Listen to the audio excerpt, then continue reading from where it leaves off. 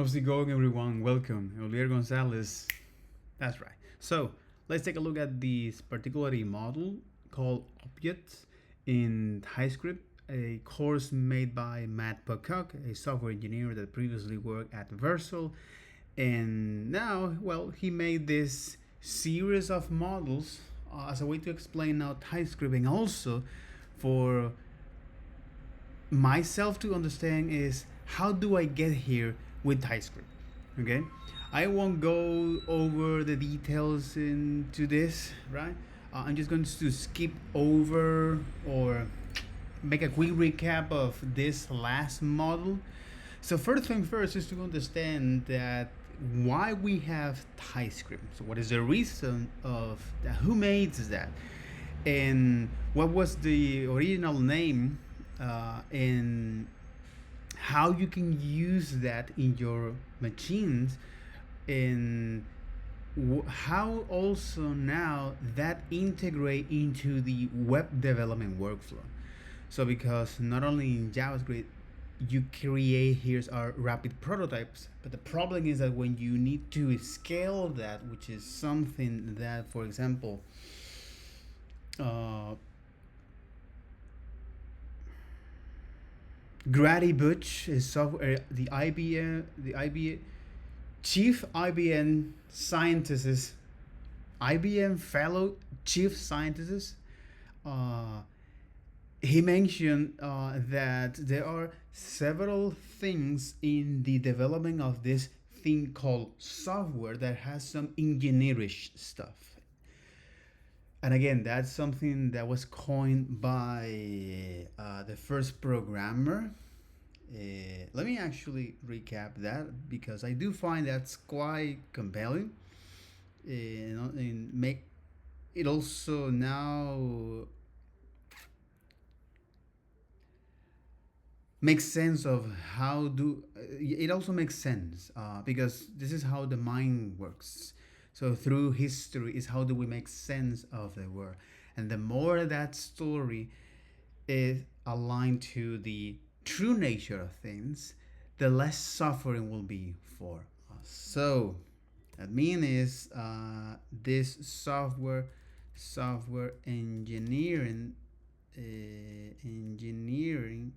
engineer Jesus at IBM at NASA, right? Let me put it here is the first software engineer at NASA, exactly, Margaret Hamilton. That's interesting. Holy moly! So Margaret Hamilton here, she coined the term software engineering because, again, based on this conversation from the, let me pull it here, the IBM and Grady Butch here, and the pragmatic engineer. Okay. But the third golden age of software engineering, right? This is a very AI writing super. this is a very interesting conversation that is having between the, I don't know what is his name. Oh my god. Yeah, the pragmatic engineer. All right, the pragmatic engineer here. And I don't know. That's interesting. I don't know his name, bro. Um. Hmm. Hmm. Let me look at this. Does he describe his name here? Did he mention that? Um. Mm, mm, mm, mm, mm. Interesting. Okay, he didn't put his name. George Lee Orosh. Okay. George Lee Orosh, right? formerly Uber and Skype. All right. Um, okay.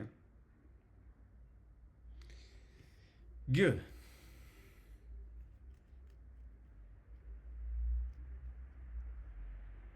Okay.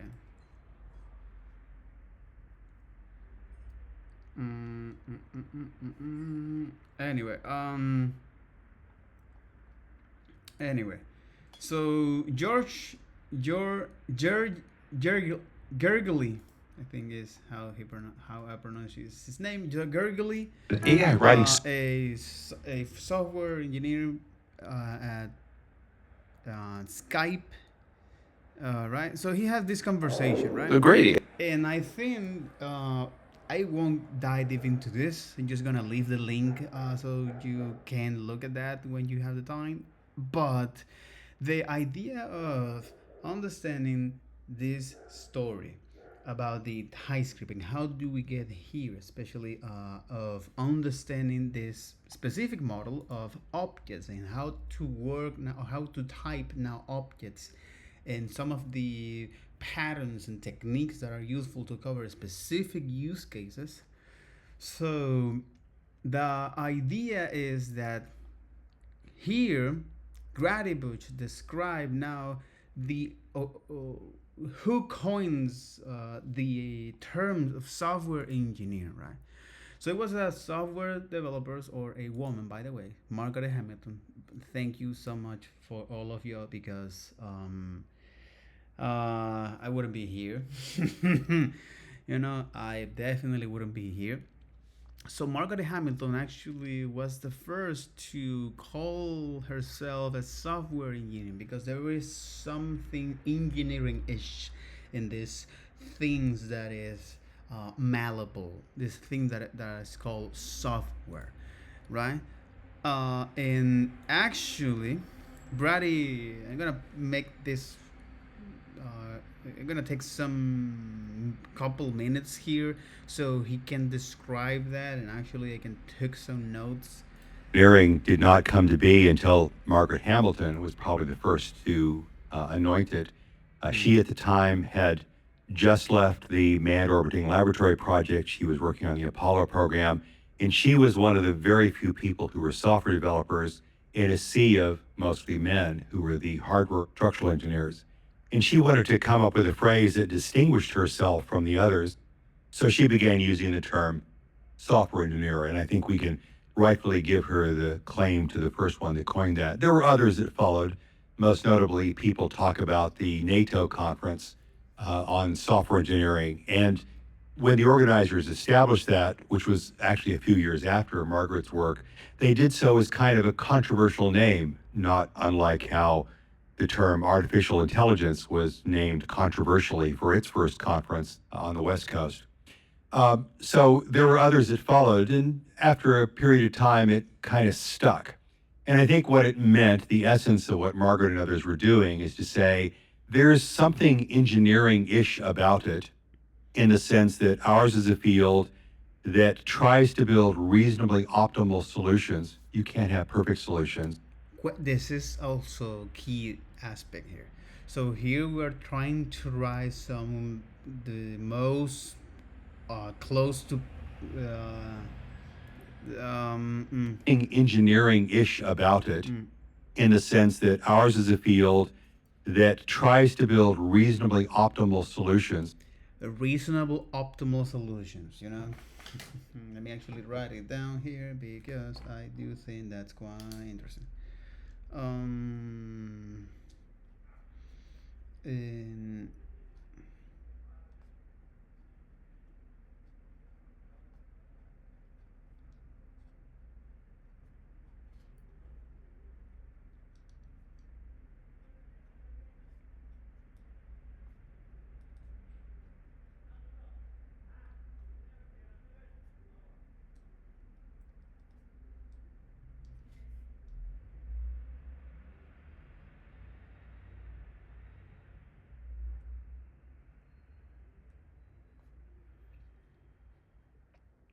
okay, in the software engineering field, we're trying to write that is ours is a field that tries to build reasonably exactly.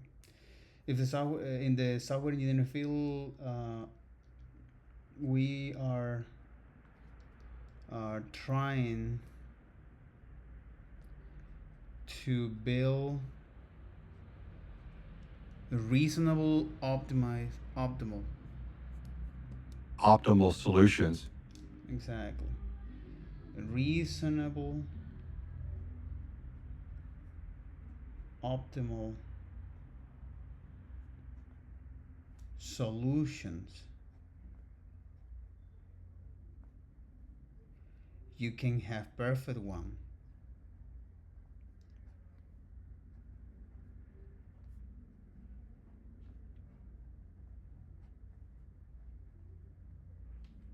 You can't have perfect solutions that balances the static and dynamic forces around.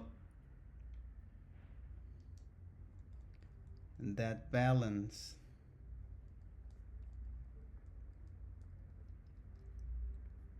these dynamic forces. These dynamic forces. On them, much like what structural, electrical, chemical engineers do. In the software world, of course, we deal with a medium that is extraordinarily fungible and elastic and fluid. Mm-hmm. So the medium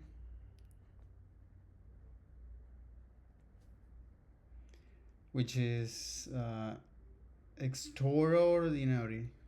Medium that is extraordinarily fungible. The medium. An extraordinary. Yeah, an extraordinary. And elastic, and we deal with a medium that is extraordinarily fungible and elastic. An extraordinary fungible and elastic.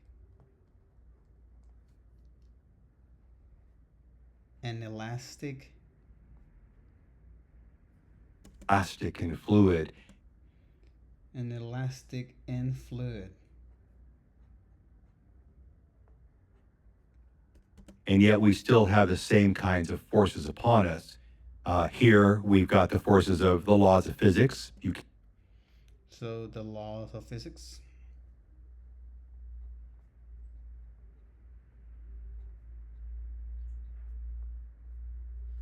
Can't pass information faster than the speed of light.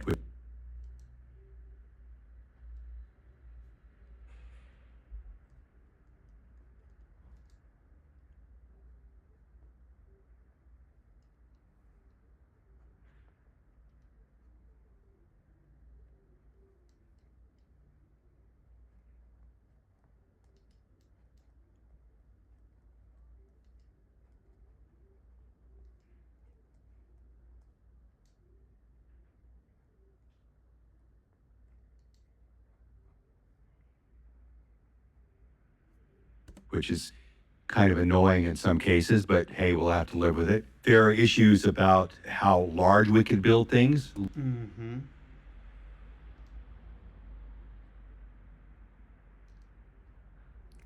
How large? Um, we can build things.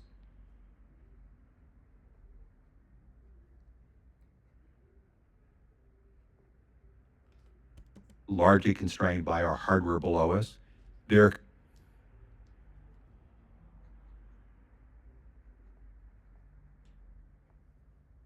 constraints we have on the algorithmic side of things. We may know theoretically. Mm-hmm. Algorithmic.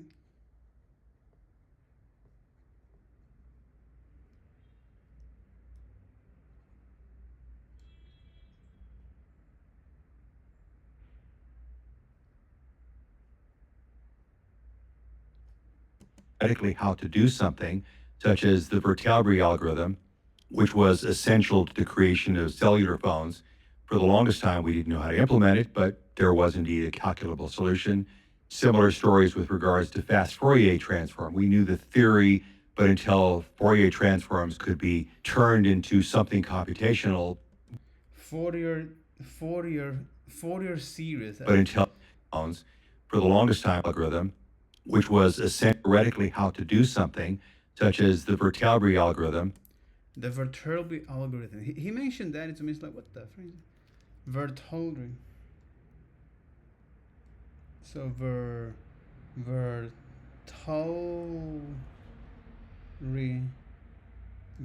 Vertelbre.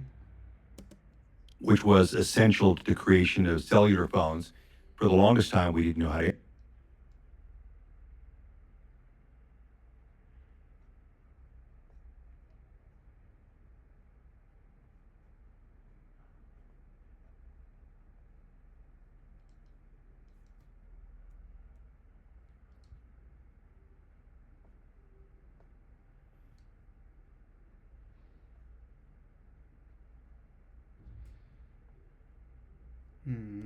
Implement it, but there was indeed a calculable solution. Similar stories with regards to fast Fourier transform. We knew that Fast Fourier transform. Fast Fourier transform.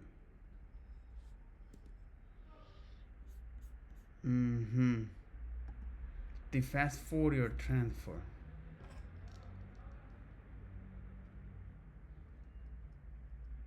The fast Fourier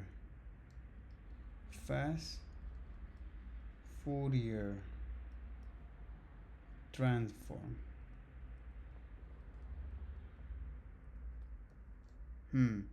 Is an algorithm that computes a discrete Fourier series.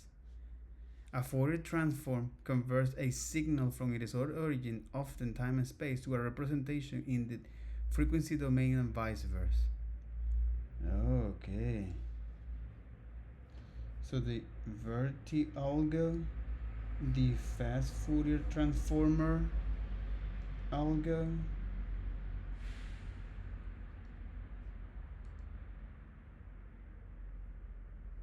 Okay. Okay.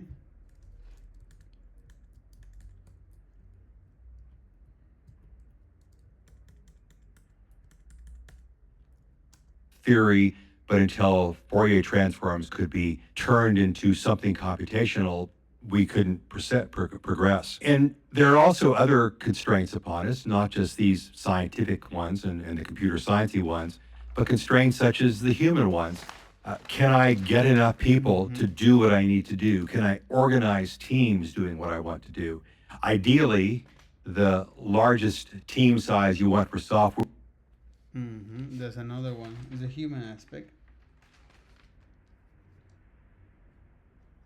So human aspect.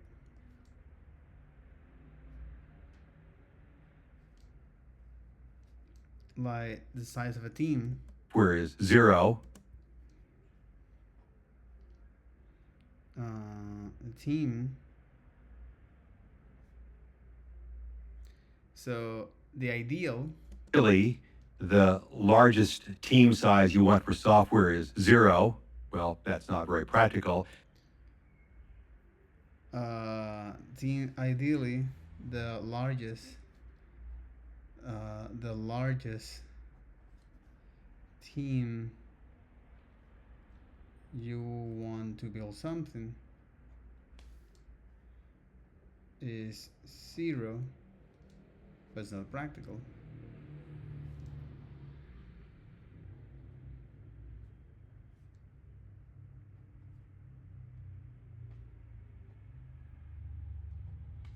Yep. The next best one is 1, and then it kind of grows from there. And there are. And here I'm gonna make a quick pause. The next Very practical. The next best one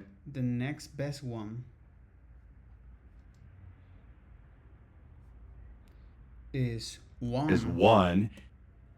And here's when. And then it kind of grows from there. And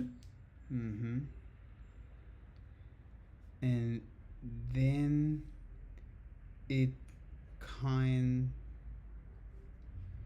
grows from there. And why am I mentioning this? Because as you now understand the different stack in the front end and on the back end, especially for these web applications, so you are more leveraged than ever to actually make a change, and that things only takes couple hours or even minutes to do that, not days. There are projects that simply are of a certain scale that you cannot conceive of them being done by a small group of people.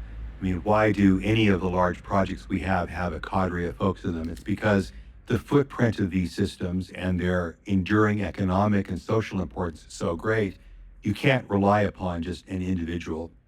That software must endure beyond them. Any Mm-hmm.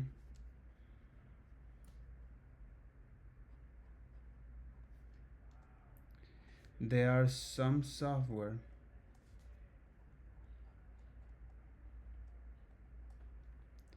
for it is economic. It is economic or political reasons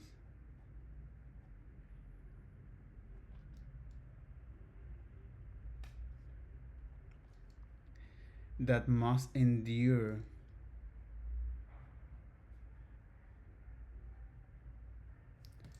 a single individual.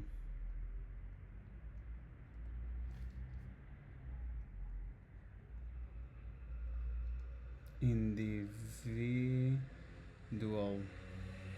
or a team. Increasingly, as software moves into the interstitial spaces of the world, we have the legal issues, such as we see with digital rights management. But I think more importantly and overarching, the ethical issues. We know how to build certain things, but should we build them? Is it the right thing for us to do in our humanity? So these are the collection of things that are, in a way, well, not in a way, but absolutely are the static and dynamic forces that weigh upon a software engineer. And that's why I can say we are engineers because, much like the other kinds of engineers, we build systems that balance those forces.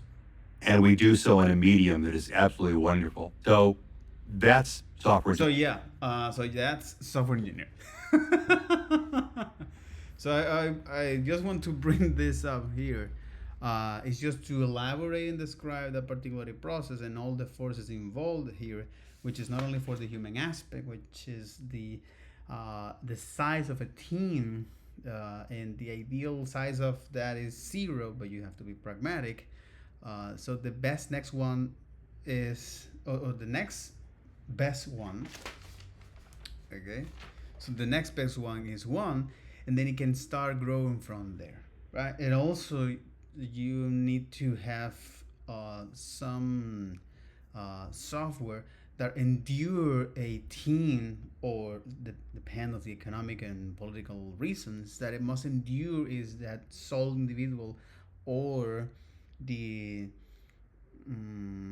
how do you call it, the sole individual, or the mm, or a team, right? And this is for the human aspect, and for the technical aspect, right? Whether it's for the medium, which is now you are in this extraordinary fluid, fungible, and elastic medium, that is this, that also you have to deal with the law of physics. So hey, you can transmit data faster than the speed of light. You have to used to, and uh, and also how large things can we build based on our hardware constraints, and from the algorithmic aspect here. So what are the things that can be computed here? So yeah, and I know I went too wild, or too um, I went too back into the software engineering, because as part of, as you are building now these kind of applications in JavaScript, which is our use, which are great for rapid prototyping. But when it comes to now hit one of those forces that we as a software developer has needs to deal with, and that is how large can we build things, and what is the ideal size teams that we might have in a software, and if that particular software must endure the team or the sole individuals, not to mention that the thing that you're building are ethical or legal, right? So because all of this, right, and especially if you're in a corporate environment, so Microsoft team say, hey, we need to actually come up with this type annotation, because when you have now programming language like C sharp or compile language, right? When you now have a build step that actually makes sure that your code works as intended, all right? Uh, this is tremendous benefit from development standpoint and or development wise, and the other is that as I move into the realm of building this kind of apps, now the development actually changed dramatically. So we need to is add some things before our code is ready for production, right? Which is now adding the compile phase or the Typescript phase. So this is what is all about in this first model. And then now, how can we use that in the current state or in the current web development in 2026, right? By using now is some specific front-end tooling that allow us is to kick off is a dev server, so we can see how the things actually works behind the scenes and have this hot model reload, which is a fancy way to say, hey, anytime that I make some changes, I want to see those changes reflected on the browser, right? And some additional things that are useful, especially if you're working on the backend, right? So some commands or some libraries that are great for that. And also how that fits into the CI/CD process, right? So this is just about this section. And on the second model here, we look at how that CI/CD process actually fits here.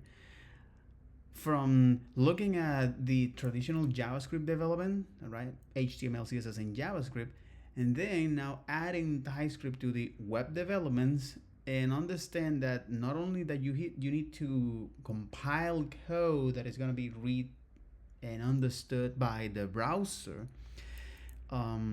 you also need to bundle up in an efficient way, right?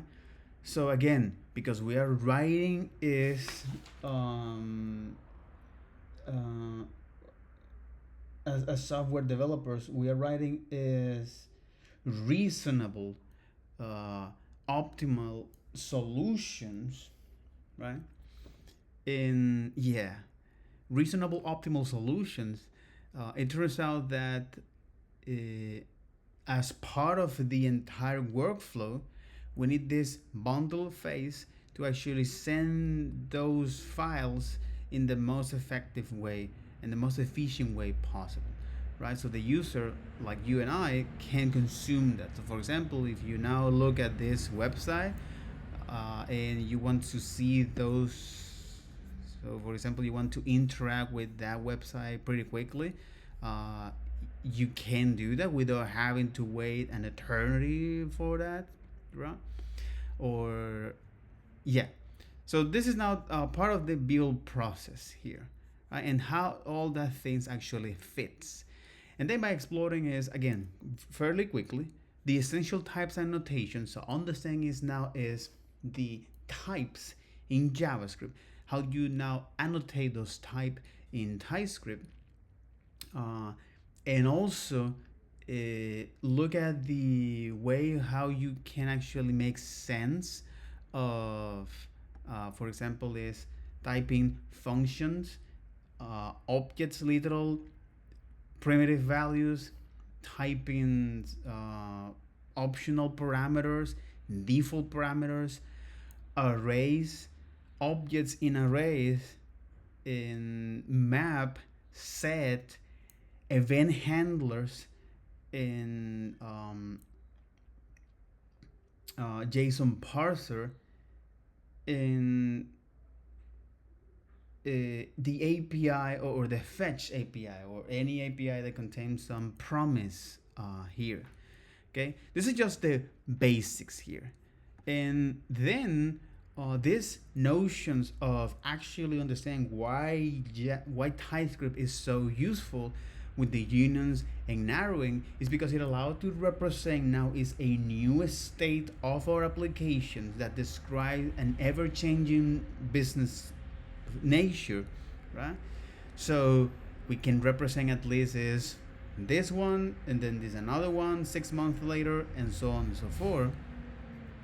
So with unions and narrowing, by exploring is this type of, and this notion of first understanding is the null values, what the thing is doing, introspecting into the statements of the TypeScript, or aka the JavaScript, right?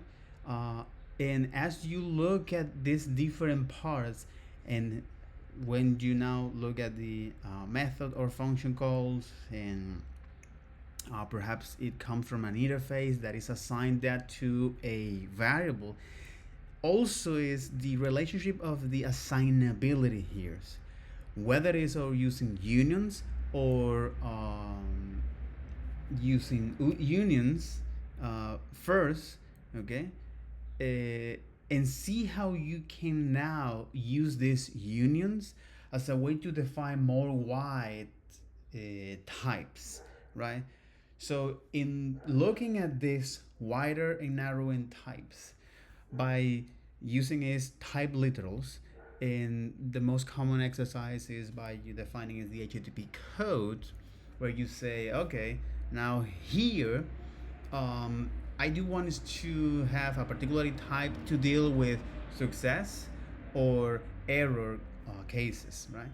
And you can also combine those two types, literal types, into one. And another question is that how big those unions can be. So TypeScript has a particularity limit. It is very rare to hit those cases, but you might run into that. And is TypeScript telling you at those moments, hey, would it be better to use now a more wide type for that? And that's quite interesting that TypeScript actually mentioned that. And as I explore more about these types, right, and how you can define is this Y types by describing is or composing is union types. Also, how you can actually narrow down for as a defense, as a programming, as a defense programming. Okay, so the idea of this is that even if you know that property in advance or you don't, right, the whole point of this is to make sure that when the code actually go into this series of a statement, into these checks, whether it's by going into the type of or the conditional narrowing in types, whether it's using the instance of as well, some particularly edge cases when you're going to now compare the is array and why we need to go with the is array when you're going to compare that. This conditional narrowing TypeScript here are describing how you can do that and what is the benefit of going into that. In some corner cases with booleans, why is not so why sometimes you might have some issue with that is important to know. Also, you can narrow with a map, and because now map here is a dynamic collection or key map, key value pair. So you need to be explicit about to indicate that to TypeScript, and even though TypeScript cannot map those types there, So a more useful case in those scenarios is that you extract that data and then you compare, or you narrow down via the if conditions. Another is how you can narrow it is by throwing errors, or by reading now if a property exists on an object using the in statement, right? Or this nested um, large conditions. This is useful when you need to describe is unknown type, part of the wider type, that say this is something that can be assigned by all of these JavaScript types in this and this also this another types here. So the idea here is that you have this notion of the top type and the bottom type, and this bottom type with never is something that the code will never reach to that point. So when I look at the never, when I look at the unknown, the use case is that, for example, that you're fetching some data from a API, and at some point you want to know is you want to make sure that there is some couple properties there before doing some computation. Okay, and if it's there, good. If it's not, get out of here. So this is a good cases of using union, along with the combining with other narrowing here. And the other is with never. So anytime that you, for example, are reading some value and you don't get that, you can now is throw a error, and that error that you wrap in a function will never be called, right? So this is a couple of things that you might and you can do here, all right? And yeah, so on that line of thoughts, right, with the unknown and the never, right? When it comes to narrowing is in different scope, so Typescript doesn't like to actually is compare dot no object notation, so you need to extract that value and then do the comparison in different scopes, right?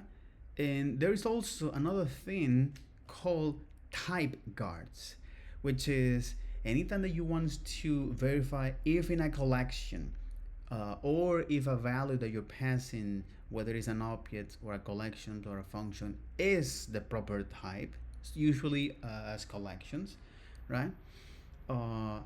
So this type guards that so far we have looked at using the type of the JavaScript built-in feature, but sometimes you want to actually make sure that collections is made of your own types. So in that case, this is known as the type predicates, which is say, hey, let me actually is verify with the type guards if each one of those elements in that collections are part of my user defined type, right? This is part of the reusable type guards. So on that line, then I look at what happened when you have now particularly type that is the same in different types, all right? And how you can handle the handling separate but related type. So think of this, this is part of the discriminated unions, where you have is now a particularly sticker. So you can, a real life analogy of this is a packaging delivery system, right? So when you see now a package that has handled with care, so you know there is something fragile in there, or food delivery, and so on and so forth. But the point of this is that you have now these discriminators, union discriminators, that one property actually is the one who is going to describe is the different possible state here. When this is useful, right? So, for example, you want to describe now API response that have now different shape, but sometimes they might share some properties. So, for example, in the data, say a success error or an error, Jesus, a success case or an error case. Well, you do have now is that, which is, hey, in this case, I do have now the data and some okay property, right? In the success case. But on error, I do have now the data, right? But now I have is another property like called error, for example. But the point here is that you have now a common property among these different units, and then you want to now create a functions to handle those situations, right? I find that out quite interesting, also useful for defining different states in your applications. In the case of front-end applications, using now Redux and so on and so forth, that kind of stuff. So yeah, that's actually quite interesting, right? Part of that narrowing or this the structuring discriminating union in types, something that is not uncommon. It's not common, sorry. And the other is narrowing discriminated with switch statement. Because what this discriminating states actually help you is to define now is something that you want to do based on the discriminator value, based on that common property here. So this is something that you're going to see a lot in Redux application, all right? When you have now one particular property that is indicating a particular value, and based on that, so you want to do now X, Y, and Z operations. So far so good, right? Because what's happened here is after I look at these discriminating union types in objects, and the other is discriminating unions of tuples, which is again, it follows the same pattern. So you're going to fix now a property, let's say in a tuple, you want to set, let's say, the first elements, and that will indicate how the rest of all of the elements will gonna look like, right? This is another one. The same is for discriminated booleans using in tuples, and adding default to a discriminated unions. So let's say you want to handle now some cases in which the default value is of the discriminator is on one type. And this is how you can do that with that. But the notion here is this discriminator concept here. Okay. So finally, to what I really care about is the objects here. In this exercise, we're going to introduce the intersection character. We've seen the union sort of vertical bar thing. Well, you can use the ampersand in TypeScript, just here, to basically do combinations of objects. So for instance, if I had a type A, and let's say it's got a string inside it, then I would say type B equals B string. Then to create C, or let's say A and B, I can say A and B, like this. If I were to create a union of this, then I would say A or B. But this, in TypeScript, is the other equivalent, so this is the AND. And we can see here that if I say const example is A and B, then I have to provide A and B in order to satisfy that contract. So, now knowing that we've got this sort of ampersand thing at our disposal that we can use to make kind of reusable types here, we're going to look at some types that we're going to refactor. So we have a user type here, and we have a product type. We have a little bit of duplication between them, where we have an ID and a created at type or properties on this type that is duplicated between both of these. And you can imagine if we had 20 of these, we might want to extend this into a reusable type that we could intersect with both of these types to kind of get it working. We have some tests here that are testing to make sure that user and product stay in the correct shape here. But what I'd like you to do is change the definition for user and product so that they rely on the same sort of base entity that has ID and created at on it. This means that later down the line we can kind of sort of create a bunch of these and create a reusable pattern where we don't have to duplicate things. And if, for instance, we want to add updated at in the future, then we can. So that's your job. Using this little intersection thing, try to find a way to keep the code working, but also create a sort of little dry piece of user and product that we can then use later to create other entities out of. Good luck. So, but the point here is that by extending object in TypeScript, or AKA is by now is extend. It's a extend. Yeah, but by combining now property in TypeScript here, right? Okay. So in other words, it's like give me now is the types. So if I say user product, right?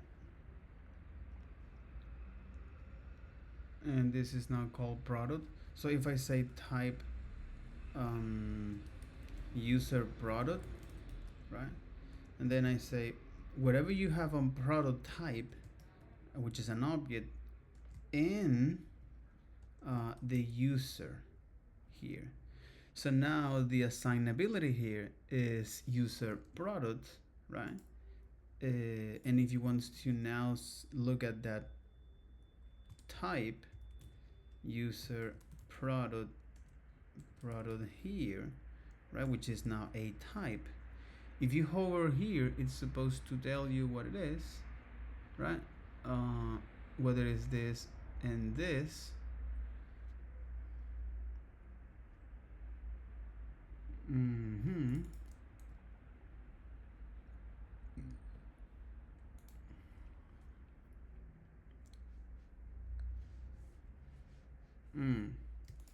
I don't quite follow here the reason behind this. Yeah, I don't quite follow that. Object types.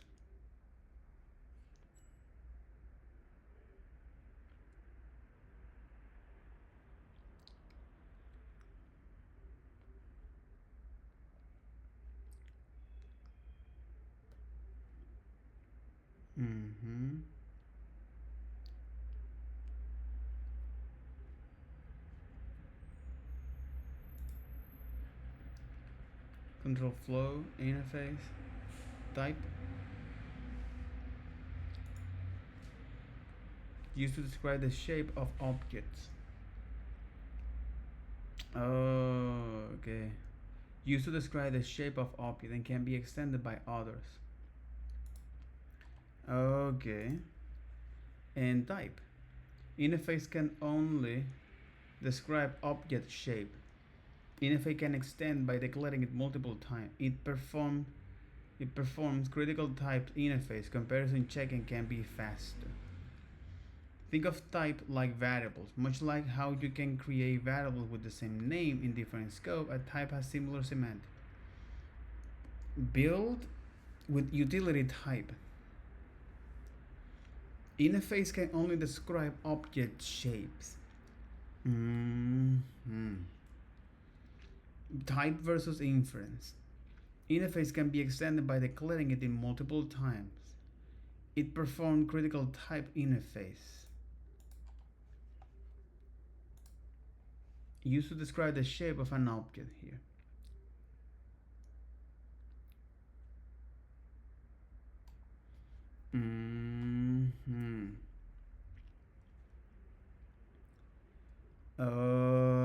Okay.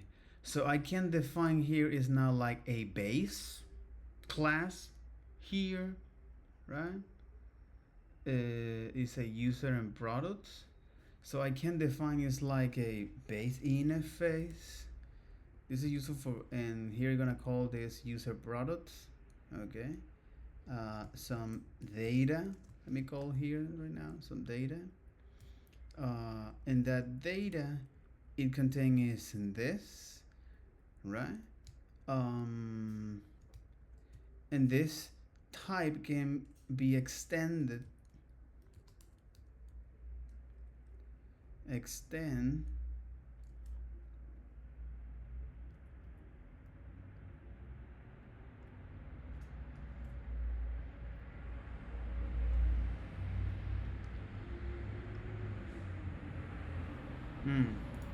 I know that this is something relevant to interface, but Okay, let's take the properties that we have in common between user and product and create a new type from them. Type base entity is now ID and created at.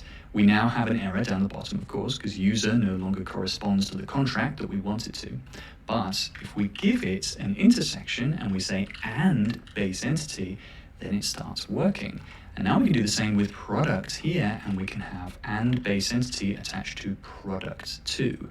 Lovely. So now user and product are both types that are mashed together out of these two pieces.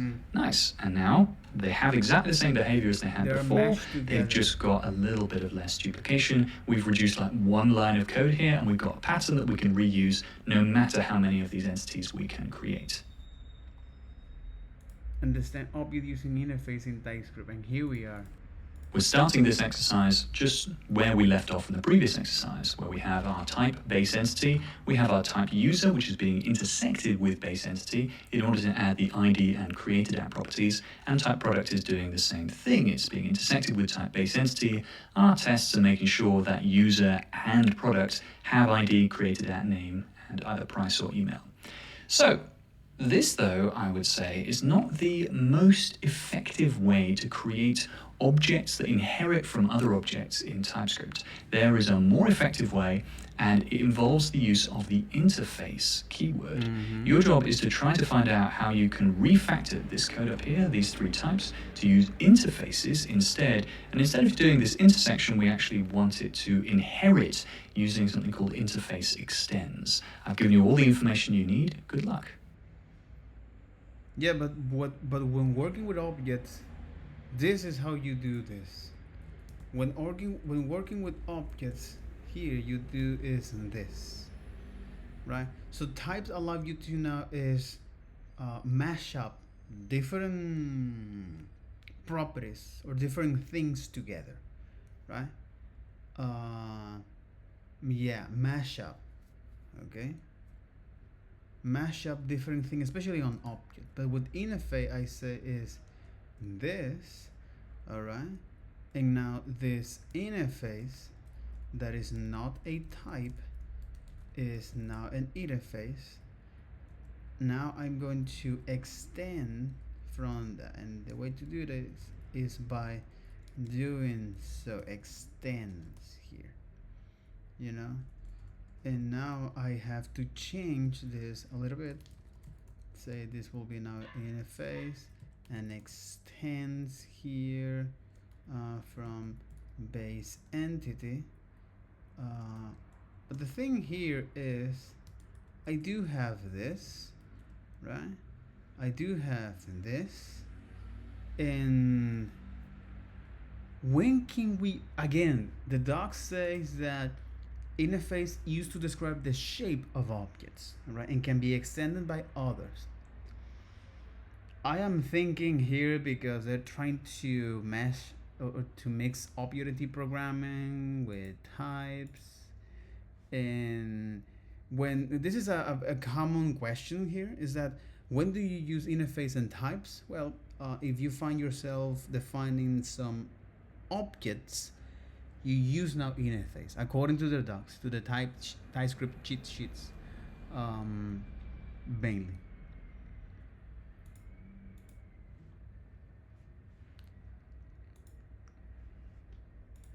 Okay. Interfaces can be used to create hierarchies between types, and they're pretty nice. What we can do is, instead of using type here, we can declare these as interfaces. Now, interfaces, what you'll see is, first of all, you get red lines everywhere. That's because interfaces don't use this little equals sign here. So we can remove all of those. And they also can't be added to with an and here. So interfaces can only represent a certain number of things here. And really what they're most used for is representing object types. So now we've got our interface of user and interface of product. Interface user represents... So interface is representing objects. Exactly. And for anything else, you use type. Object with a name and email, and product represents an object with a name and price. So what we want to do is we want to say, you need to inherit from base entity. And for that, we can use the extends keyword. We can say extends base entity. And now, interface user extends base entity. This means it inherits all the properties from base entity and it adds it to it. So now, user is this type here. It's ID string, created at date, name string, email string. Beautiful. We can go further if we want to. We can say instead of base entity, we can actually say with ID and with created at. So we could actually go all the way down to this, have an interface of with ID, have an interface of with created at, and then use a comma to separate them and say extends with ID with created at. So you can see you can get kind of wild here, and interfaces let you behave in TypeScript as if you're in like an object-oriented environment. Exactly. They give you a first-class primitive for doing this kind of inheritance between types, and it's really, really smart stuff.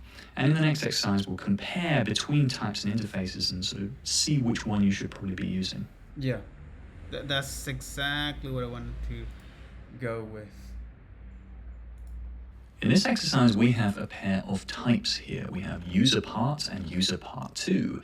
These happen to have a couple of incompatible properties here. So it has user ID string on user part 1 and ID number on user part 2. Then we're combining those two user parts together to make a user here. And then we have a little error down the bottom, which is type string is not assignable to type never. Your job is to work out how we can better structure this so that we actually get an error in a different position. We actually don't want to make the error go away because we can do that very simply. We just say ID is a string here, right, on user part 2. But your job is to work out how we can better get this error surfaced so we can actually see it more readily and get rid of that error. And the way to do it is actually to use interfaces instead of types. Good luck. So based on what you mentioned, because the ID say, hey, this ID can be is the expected types come from property ID, which is declared here on type user, right? But the ID is never, so it's never assigned. It doesn't have any type, so TypeScript cannot match that, cannot map that. They say type string is not assignable to type never, and this is quite interesting because somehow TypeScript cannot actually merge okay, so TypeScript cannot merge is one type. TypeScript doesn't know is the type. Okay, so TypeScript doesn't know is the type of that common property, right? So it's a hey and never. But if I use now interface, right, like this, and the same for this interface here, right? Again, TypeScript will say never. Okay, type string is not assignable to type never, and we can say something like this. So I can say, hey, extends from use part, right? Use part, and here, since now I'm extending that, I can actually only use that. But again, it has with the same error. It says the type string is not assignable to type number. Right, the expected type comes from property ID, which is declared here on type use part here. And this is when now things get interesting, because now the error here, it's a usePar 2 incorrectly extend interface usePar. Type of property ID are incompatible. The type number is not assignable to type string. Right? Can we override this? Because in order to match this, what I can say is to change that. All right. And then say something like this. So I'm gonna say is the interface, right? It'll extend, so it extends from, so it would extend now from the user part and user part 2, right? I'm not adding anything new to it, right? But here say interface user cannot simultaneously extend type user part and user part 2. Name property ID of type user part and user part 2 are not identical. This is a more descriptive error here. And what I can do is to say, hey, make your mind, right? Make your mind and say, no, this is a string. You know? Something like that.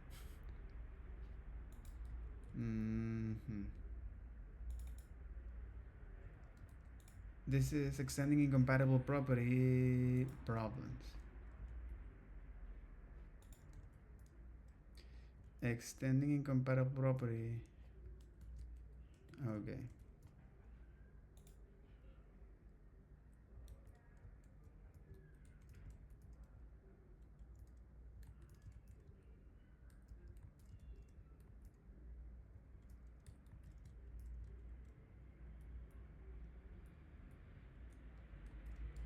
Extending incompatible.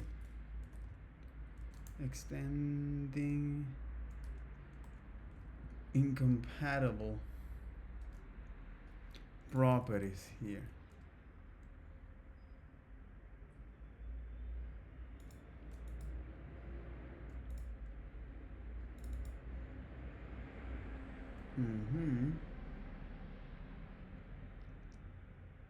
This is an interface declaration.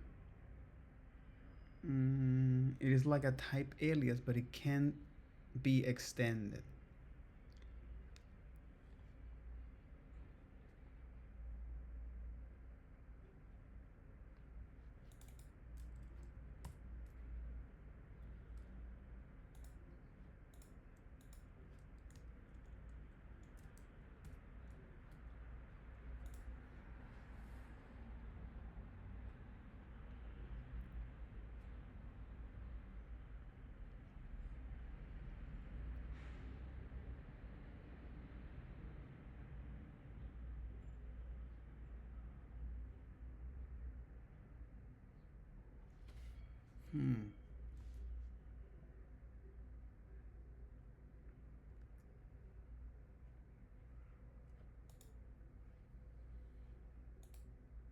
Okay, so I gave you a hint. I said interfaces instead of types. So let's just walk through that and see what happens when we do that. So we change these two interfaces, user part and user part 2, and then we create something out of them. So this type user, this is going to be a little bit trickier. We're basically saying, okay, user is a combination of user part and user part 2, but just changing user part and user part 2 to interfaces doesn't need to be doing anything yet. We actually need to change the user type to be an interface instead. So let's get rid of this and let's just say interface user, and let's just say it's an empty object for now. Now we need to say interface user extends both user part and user part 2. You can do that by saying extends user part and then comma user part 2 here. Look at that. And now we're getting an interesting error.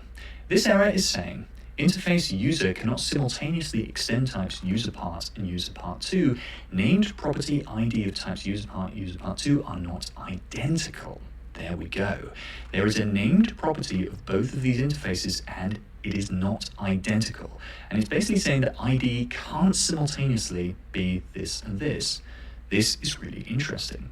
This means that when you use interface extends here, what it's basically doing is it's saying, okay, I'm going to compare all of the properties, and I'm actually going to give you validation on which ones can be combined.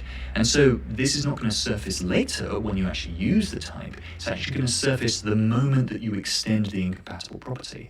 So look at this name property, IDs of user part and user part 2 are not identical.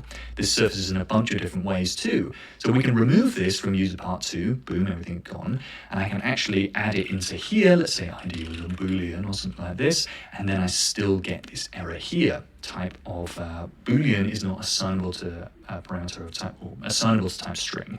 Interface user incorrectly extends interface user part. So this is a really good way to compare between types and interface, or rather between interfaces and intersections, because when we do an intersection, we don't get any guarantees about the way that the types mush together. Basically just say, okay, we're mushing together user part and user part 2. Sure, we get name, we get age, we get phone inside here, but when we have ID string and ID number, when we combine those two together, we actually end up with never, because string is not assignable to parameter of type never. There's no compatibility between them, so it just explodes into never, but we don't get a warning there. When we do it with interfaces, we're actually going to get a much smarter warning here, which is really, really nice when you're doing big kind of like inheritance stuff and interface stuff. Because if you didn't get this warning, it would be really annoying trying to chase down exactly what part of the whole situation actually sort of has an incompatible property. So by doing this, TypeScript gives you a lot more clarity as to how to do this, and it means that actually this is another pro for using interface extends over intersections when you're trying to model these sorts of inheritable kind of object-oriented style types. But again, the idea here is that when you're trying to mash up different objects, so TypeScript now can give you more precise error hints or simple hints. So when you want to mash objects, so TypeScript one can give you more accurate hints about what went wrong, unlike types. Okay, and this is something that you're gonna do a lot of the time, mashing objects up.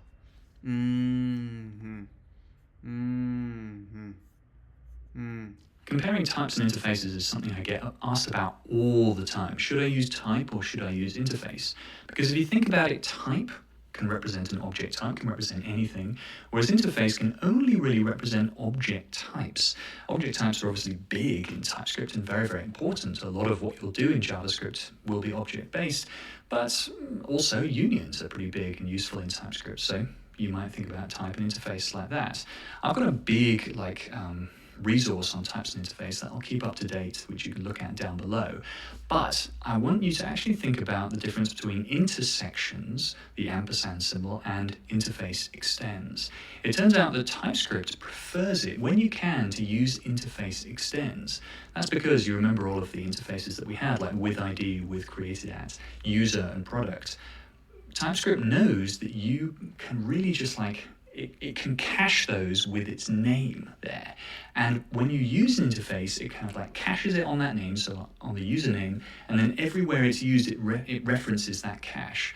Whereas when you use intersections, it really has to compute it almost every time it's used, because the intersection is kind of quite complicated and difficult to figure out. So TypeScript recommends where you can to use interface extends over intersections. But if you're just using kind of basic types,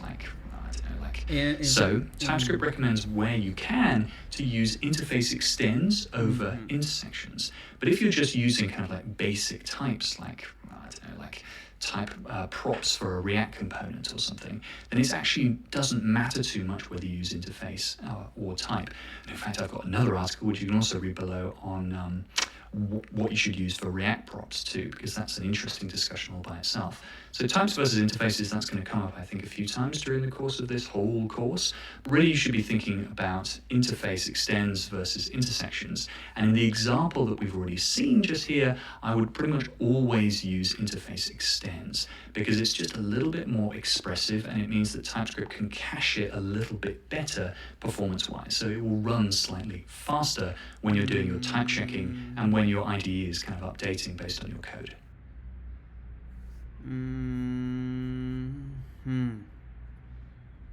So for simple reasoning, catching. TypeScript prefer interface extend for a simple reason, catching. Okay, that's what catching. Intersections versus interface extend. A more interesting comparison to make is intersection versus interface extend. The intersections is an interface extend can be both used to combine types, but their functionality differs. TypeScript prefer interface extend for simple reason, catching.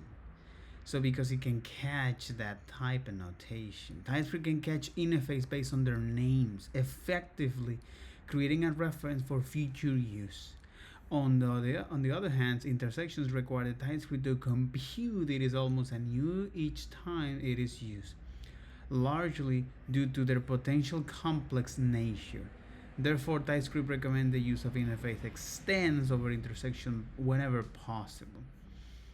The debate between type versus interface or interface extend versus intersections will consistently arise in TypeScript discussions. However, interface extend is generally more expressive and allow TypeScript to perform better with catching. So the TLDR of this is prefer interface extends over intersection because TypeScript, the TypeScript server, actually now can have a future reference of those interface since it catch that data. But unlike intersection, it needs to compute that every time that it see on the code. That's interesting. That's interesting. That's quite interesting here. An alloy dynamic key and TypeScript type. So this four models or this four videos here was about to look at the intersection in objects or extending objects in TypeScript via types and intersections, and also using is now the interface and extends. And when do you need to use one before another? Is that when you see yourself using now objects and you want to smash them together for catching for catching purposes, it makes a lot of sense to store that from scratch. So here in objects, I'm looking at the extending objects. Okay, I'm looking at extending objects in TypeScript, and that is how you can now is match different objects into one. Okay, so if you use types, you can do that and then use the intersections to do so, or you can go and describe the interface and then extend that, or aka, and then access through all of those methods that mash up into this single new interface. The subtle difference here is that types are, especially with intersections, types are computed every time that TypeScript see that intersection. Unlike interface and extend, it can catch those results so it can later use that. In this exercise, we have an object called scores here. And that's a question that you're going to get asked a lot of the time. Yeah.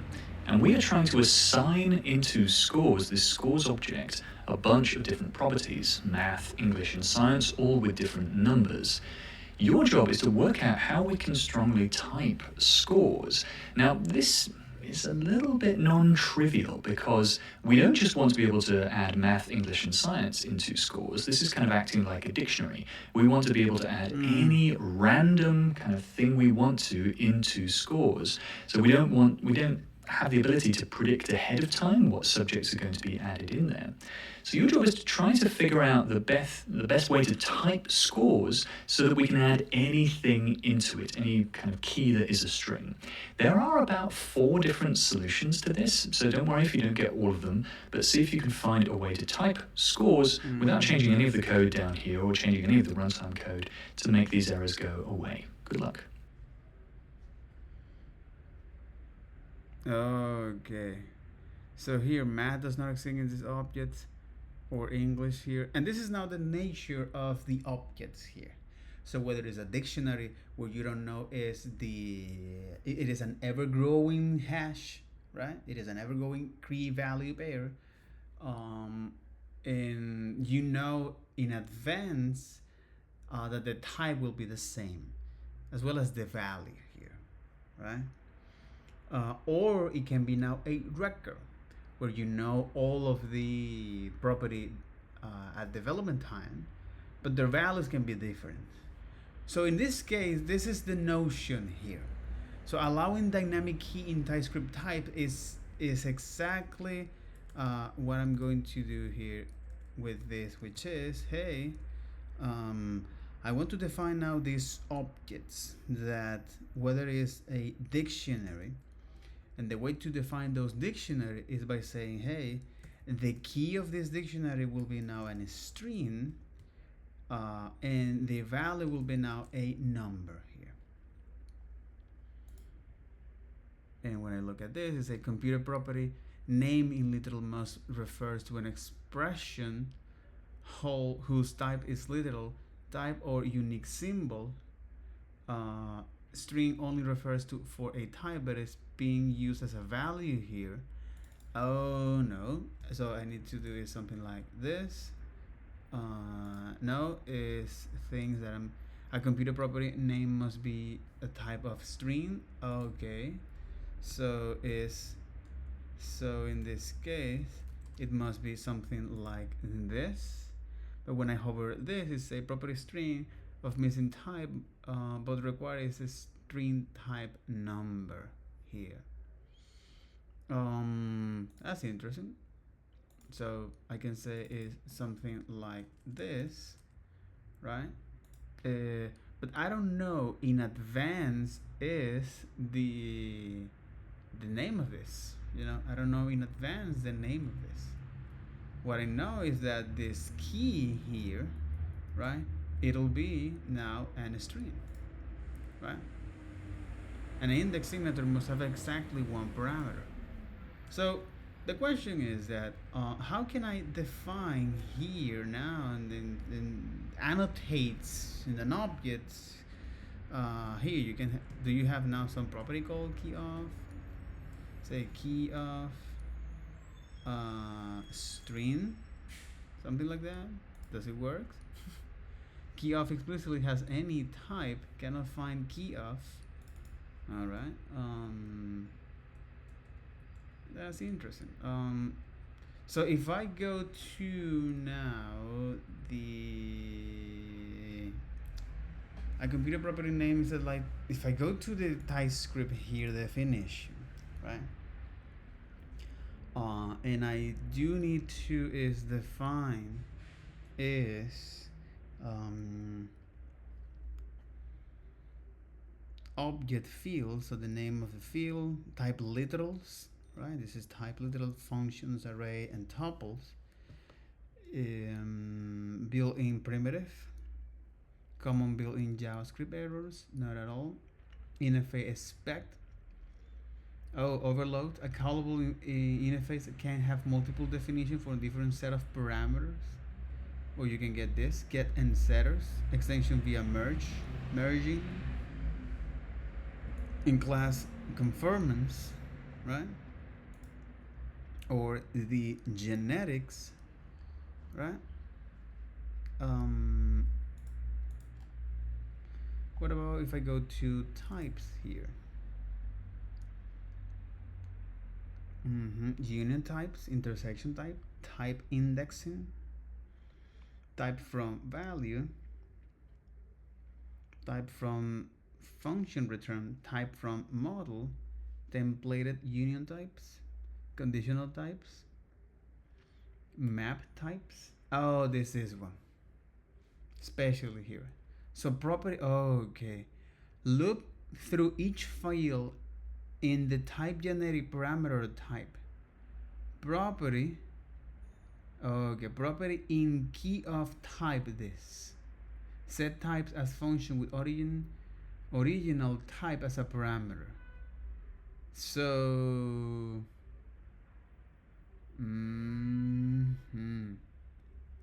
map types here act like a map statement for the type system, allowing the input type to change the structure of the new type. So in other words, if I go here and say, hey, this must be is the property name of the property, the property in key of types. All right, loop through each field in the type generic parameter type.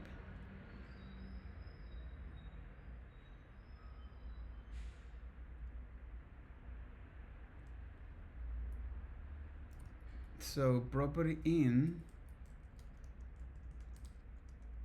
key of string, right? And it say, hey,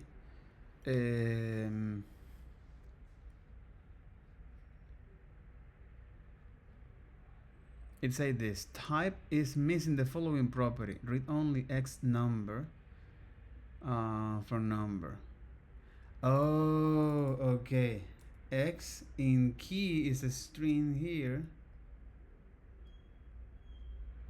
but in this case, I don't know. I am not sure.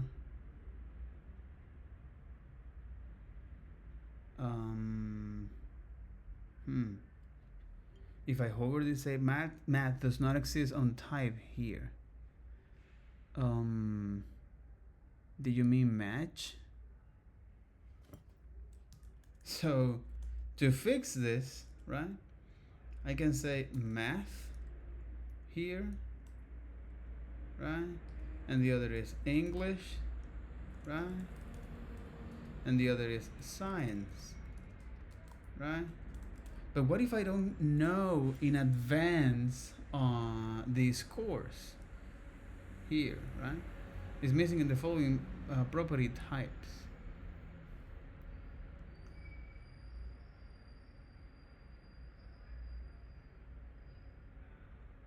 The type is missing the following property from type: math, number, English, number, and science.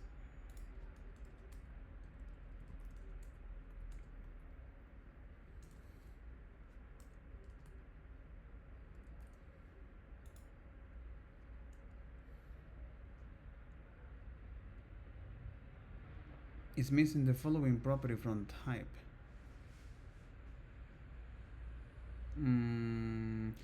I do know that this is part of the object types, and especially the read-only properties. Oh, you can specify the read-only property? Okay, that's interesting.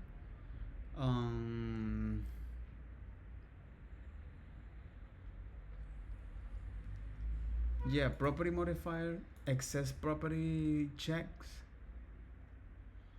extending types, right? Intersection types, and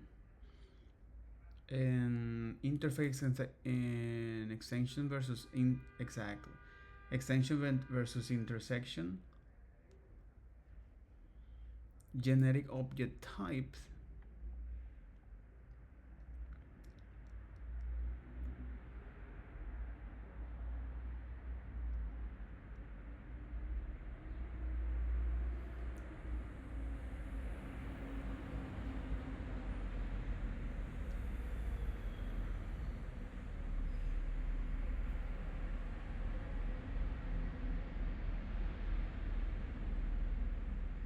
the array.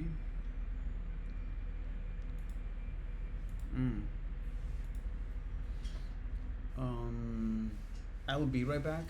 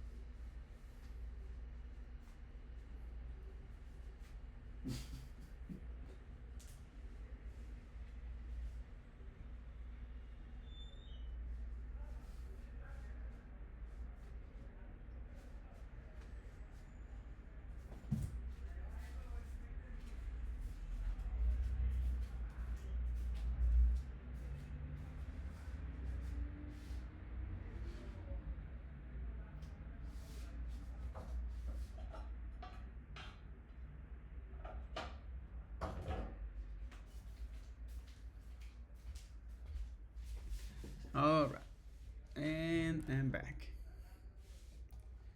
So I know that this has to be dynamics, okay? So somehow, if I want to attach some dynamic type in the object, type manipulations, creating type from types, genetic key of type operator.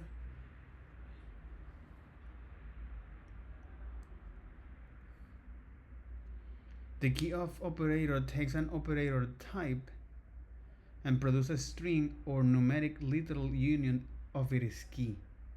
The following type P is the same type as type P, X or Y. Holy shit.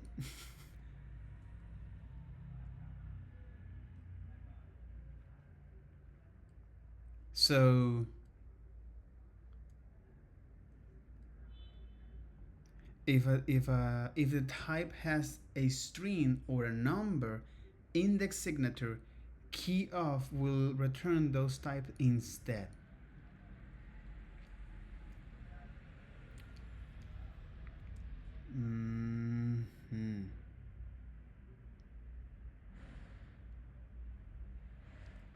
Type A is equal to number, and type M is equal to string and a number. So what I'm trying to do here is none of this. Is to say, hey, the type of this score, let me get rid of this. Yeah. So the type of this score, okay, it'll be a map where I don't know what is the property at that moment, but all I know is that it must be anything, and that'll be a string, right? And the value will be number.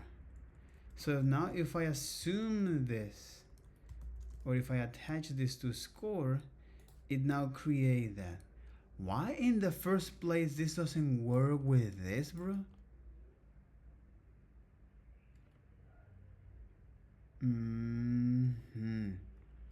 But again, it's this, and this can be anything, you know. This can be anything. This can be anything. This okay, okay. But this is the key of type operators. Takes an object type and produces a string of numeric literal union of its key. My question is, this works for object, this for type. Does it work for object here? So for example, if I say now interface score here, that actually works as it is. Exactly. Okay. And here what I'm saying is that score, okay, I don't know what'll be the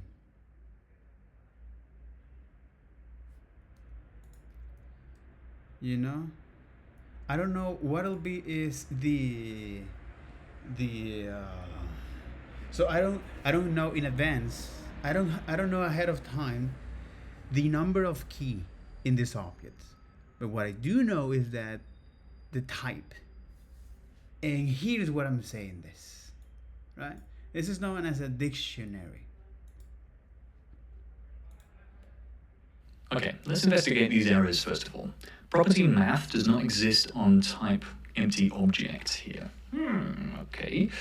That's interesting. Well, scores, if we hover over it, is being interpreted as an empty object. Okay, so we need to find a different sort of type for it. Let's first of all just grab out a type here. Let's say scores here. It's going to be just an empty object, and let's just say scores is scores. This will give us a good starting point. So now, in this empty object, we need to basically say any key that we add to this object, the value of that key is going to be a number.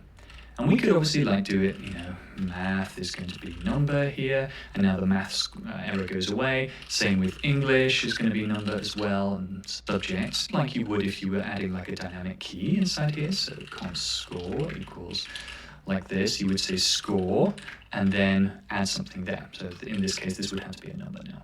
So this is the same kind of syntax, except we are also adding a type annotation there to say this is the type that this index should be. So you can think of those syntaxes as kind of the same. So now we've got subject, and we can call this anything we want to, by the way, index, but let's call it subject. It's a string. This has to be either a string, a number, or a symbol too. And you can see though, if I say number here, then scores.math, it doesn't exist on type scores, whereas if we were to do scores.0, then it would work. So interesting.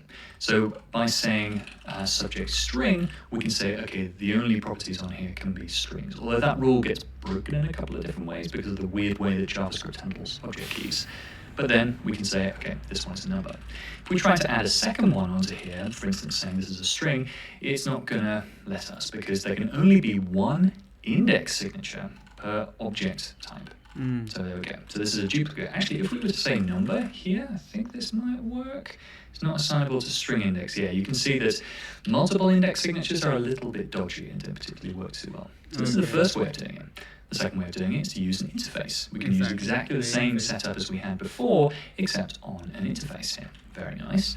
Then we can even declare it in line too. So this is just an object literal. So we just say, okay, declare the index signature in line. And then what's the fourth way? This is going to surprise me. Oh yeah, we can use a helper type for this. The helper type is called record. And what record does is it basically says, okay, basically, if you look at the definition for record here, it's kind of like an index signature. It's slightly different, but it basically acts like an index signature. And so what it says, we are creating a record where the keys are string and the values are number. If we were to change this to Boolean instead, then each of these would be incorrect until we passed in the Booleans here. So there's no particular advantage over index signature versus record.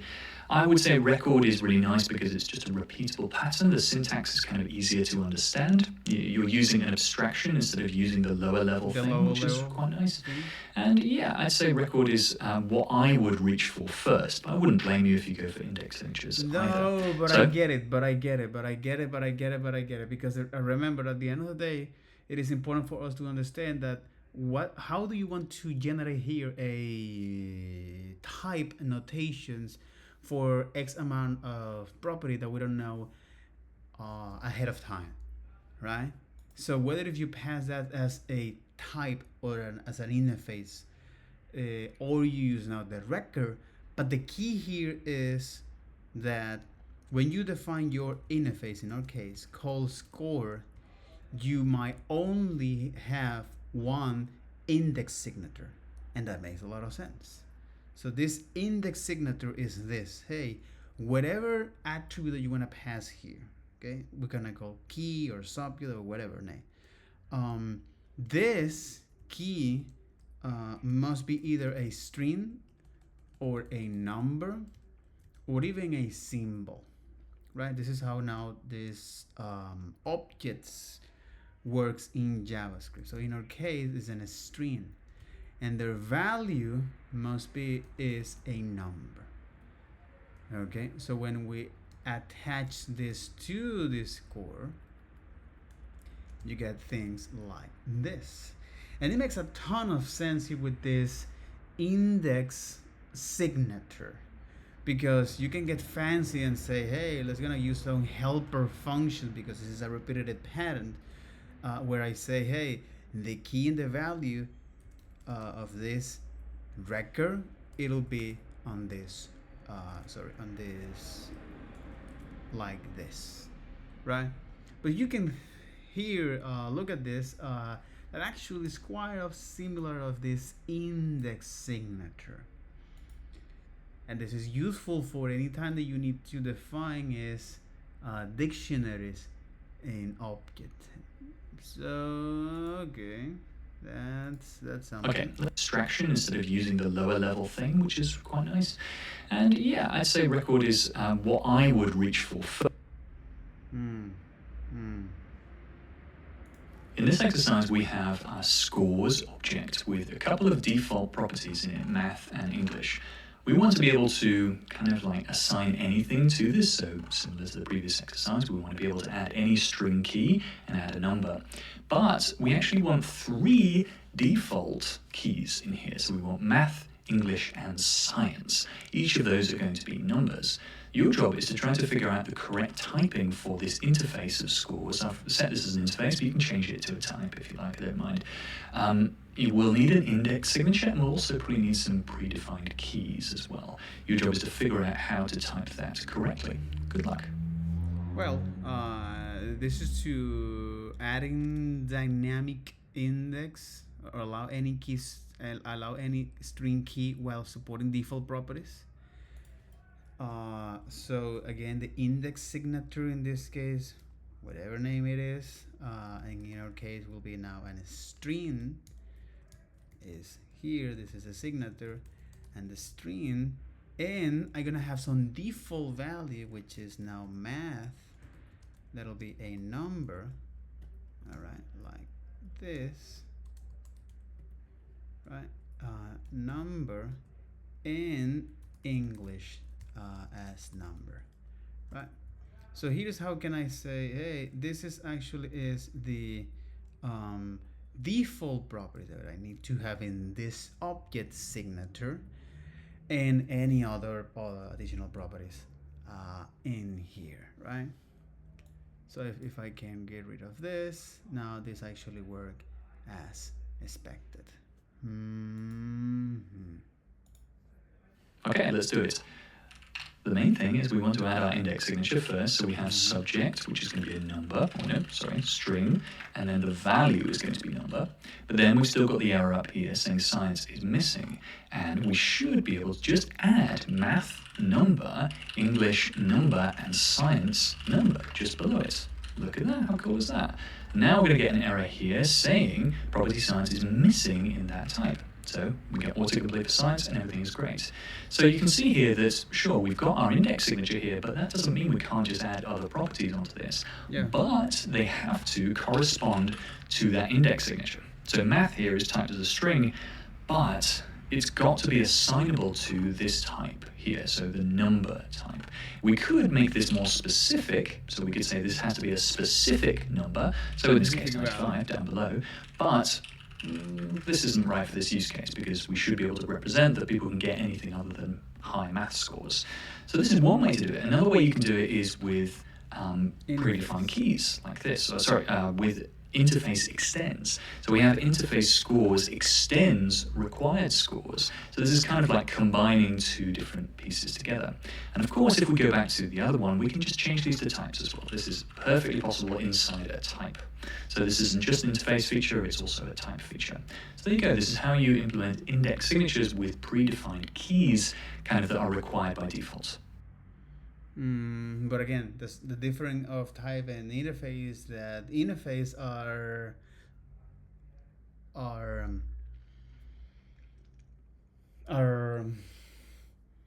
so interface, unlike types, it doesn't need to calculate that type every time that, for example, it encounter an intersection in type, whereas on interface it catch that signature, and it can reuse that later on if it needs to. And then here I'm looking is at the object here, right? So how can you now add dynamic key to an object, whether it's using the types or the interface? How you can now add some some default properties to this. So things that in this exercise, we have a hasKey function that takes in an object and then also takes in a key. Then it calls object.hasOwnProperty key on that object. Cool, simple enough. So it's kind of like an abstraction over hasOwnProperty. It's a little not particularly useful, this function, but it really demonstrates something interesting, which we'll see below. We have a couple of test cases. It should work on string keys. Okay, we have an object with a string key of foo, and then the value is bar. And it should say expect hasKey object foo to be true, and expect hasKey object bar to be false. Great. That's all working. Beautiful stuff. But if we go further down, you'll see it doesn't work on numeric keys. So we're getting a type error when we call hasKey object. This object has 1 as the key, and then basically we're passing in bar as the value here. So we're expecting it to have a key of 1, but argument of type number is not assignable to parameter of type string. We go further down, we're doing something with symbols as well. Symbols are a JavaScript feature that declare a kind of unique symbol here. It returns a new unique symbol value on the symbol. And so we can create a foo symbol, which can be a key you can pass to an object. This is valid JavaScript too. And then we can check if it's a foo symbol or a bar symbol here. And these are symbols down the bottom here. So your job is to work out how we can better type this key, because if you look at the tests, everything's all passing and working fine, but this type annotation of string seems too narrow for what we want. And there's an obvious answer, but there's also a cool answer. And I would like you to try and find the cool answer, which is there is a global type available in TypeScript that lets you represent all of these possibilities. Good luck.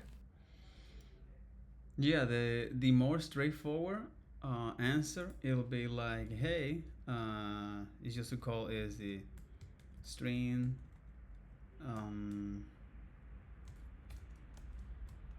this is a string or symbol or a number, right? And a number union types here. So that actually will work as expected. But the other is that you have now is a particularity operator to do so, right? Which is the key of. The key of operator takes an object type. Okay. And produces a string of or numeric literal unions.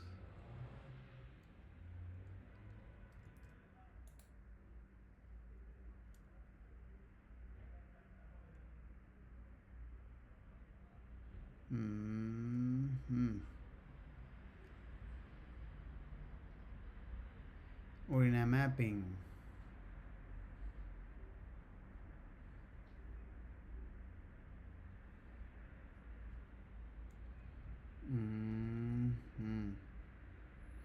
Type of, the type of operator, the index access type,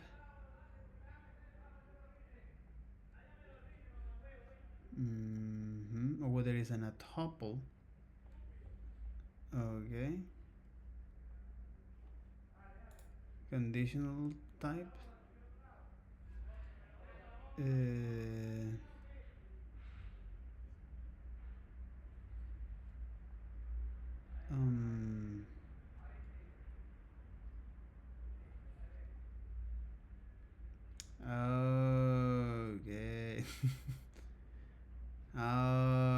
Okay. So you might say here is, if you're gonna go fancy and say, hey, this is the function, right? And the type of this function, it is by using as a genetic here.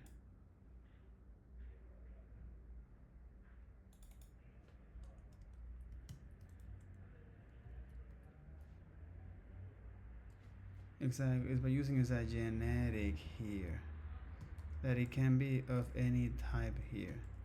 And here you say that this can be is either an a string, the t extend from that. So the t extends from either is a string, either is a string, a number, or a symbol here. Okay, again, this is now functional signatures. Okay, so if I for example do something like this, so okay, so if I say now, let's say O extends from object. All right, this doesn't work like that. Or I'm just is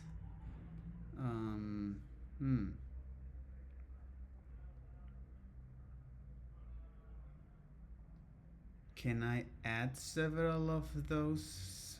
Because this is function at the end of the day. These are functions, right? Function types here. These are function types. Yeah, these are function types. So for example, if I say this, right? Oh, holy hell. That's a cool one. That's a cool. So here you can. Okay. Oh, that's interesting on the signature, TypeScript signatures, function signatures. You can say, hey, this is the argument. This is the type of this argument, and I can get fancy about it. You know, I can say is, hey, this is the type. Or in this case I can say is this is the interface of the first parameter, so let's say object, right? And this will extend from I'm just gonna call this as it is. I call this interface extend from object, right? And I can get rid of this and I just actually pass that. Or the other one is to say something like this, right? And say now interface T like this. Oh, you got it? That's right. Interface O, which is just like that, Jesus. Interface O extend from object and is this one. And interface T extend from this and is this one. Right?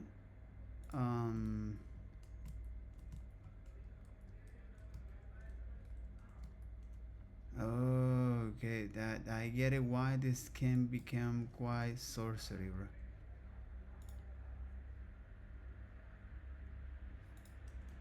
I know why this can become quite sorcery. Argument T is not assignable to parameter of property key.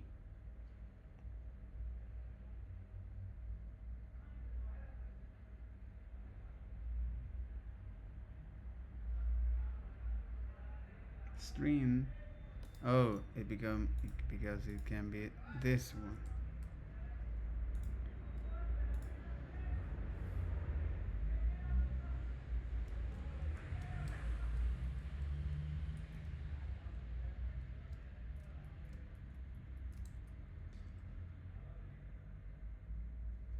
Oh, okay. It's because this is an interface typing. So it's in a string or number or symbol here.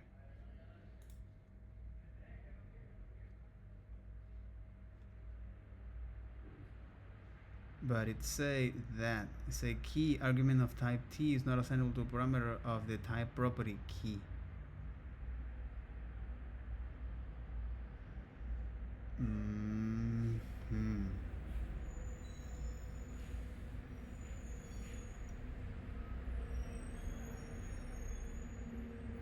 You don't have any complaint about the object. I think it must use is the upper case. Because this is relevant to interface. It's like acting like objects here. Okay. But it say now T, right?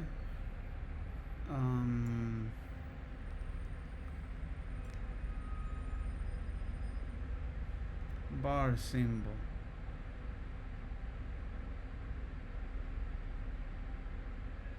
Do I need to use this another type here?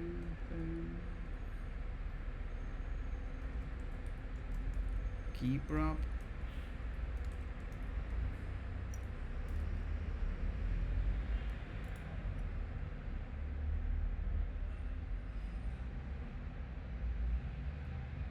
Allow manipulation and formatting of the text string. An object that represents a number of any kind. And all JavaScript numbers are 64-point float. I do have the other one, which is whether if I'm using an interface or just the type signatures like this, right? Because the difference between this lowercase is that actually representing is the type value. The others represent is boxes. That's some mind-bending stuff, bro. And this is how you can represent arguments types in function signatures. Holy hell. That is some mind-bending stuff, bro. So the obvious solution here is to say string or number or symbol. Yeah. Okay, beautiful. Everything just works. So we now accept any one of these three things. If we hover over has key, we can see we have string or number or symbol. But what if I told you there was a more concise way, a more TypeScript native way of doing this? Well, we can use, if we hover over this, we can see that object.hasOwnProperty, if we command click on it, it takes in a type of property key. And property key is a globally available type, available in any version after ES5. So we can use property key inside here. So key now takes property key. Beautiful. Property key is useful in all sorts of little situations like this where you want to model all the possible keys that an object can take. So it's useful for index signatures and really useful for this particular case too. And I also went beyond that here. So you have now a global specifically type here. In this exercise, we have a configurations object here, which is being typed as configurations, which is currently a type which is unknown. We have a string union at the top here called environment. An environment is a union of development, production, or staging literal strings. Then the configurations object down below, this is an object with development, production, and staging as those keys, except we have a TS-expect error here, which is expecting this object down the bottom, not allowed, to, well, be not allowed. It shouldn't be assignable as a key. So your job is to try to work out the right type for configurations here, where we don't want to have to redeclare development, production, and staging here. We actually just want one type here. It's going to be one line of code. This actually, no, it might not be one line of code, but it's going to be basically reliant on environment here, so that if we add another environment, it will automatically propagate down to configurations. So it's an object with environment as the keys. I think I've given you enough information for that. Good luck.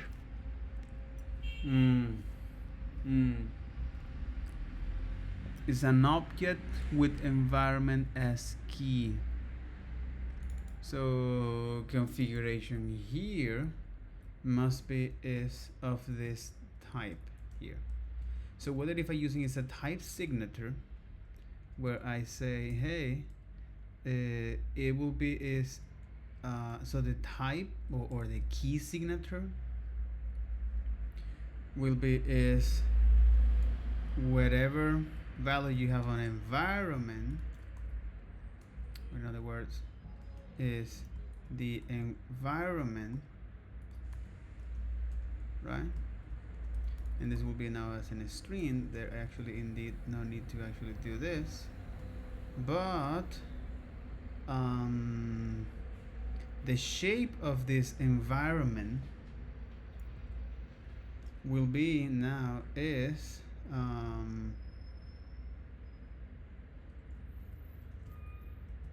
of the API base URL, which is not a string, and the timeout, which is a number. But here, since I'm using here as this value, all the possible value that it can be, all right, it can be on development. Obviously, they may only specify known properties, and development does not exist on type configuration. But it's interesting because production it does. Development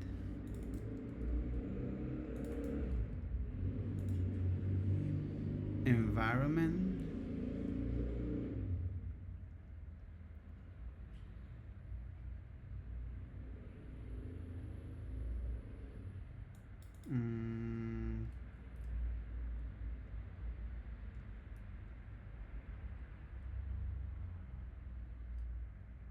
I want to get is only one, and then the another, and then the another, and then the another, because here I'm getting is all of them at once, you know.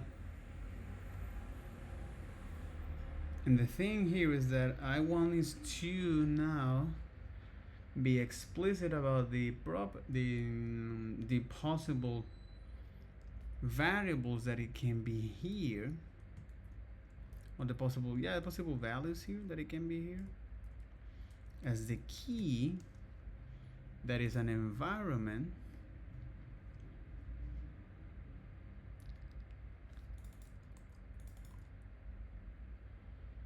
and this key can be is one of them, whether it's in development, production, and staging.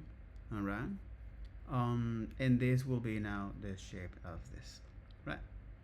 Now it's a that's great, production works great, staging productions well, but I also do have something here that I need to add, that is not allowed here.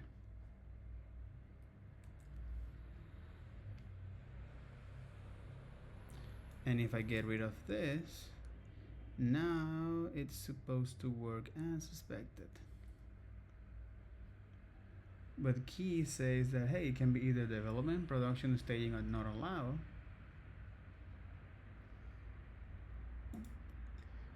right? And if I hover here and say an index signature parameter type cannot be a literal type or generic type. Consider using map object type instead. If I go to map object type instead, I think it's on the object. Okay, map object type instead.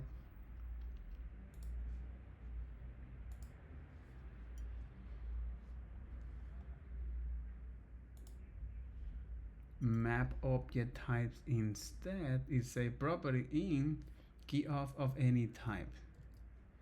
So in this case, it say, hey, the key in key of must be of this type.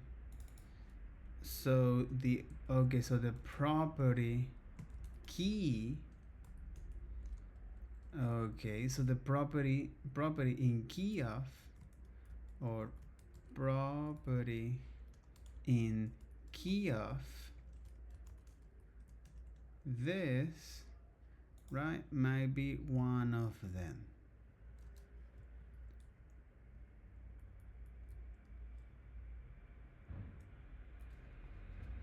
And here I'm saying, hey, development object literal might only specify known property, and development does not exist on type configurations.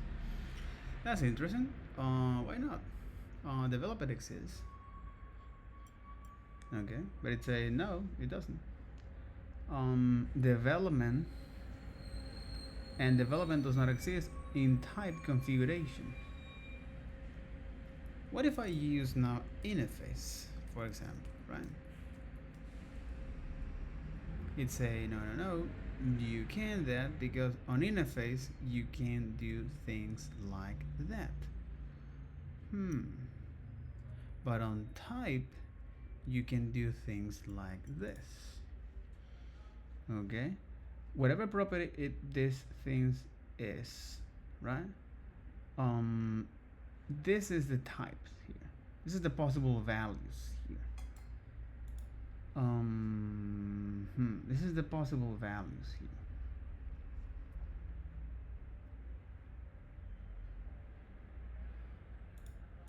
And this is the possible values here.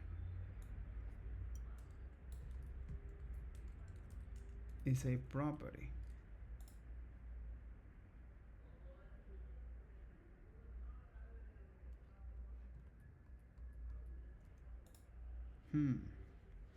Object literal may only specify known properties. Object literal may only specify known properties, and development does not exist in type configurations.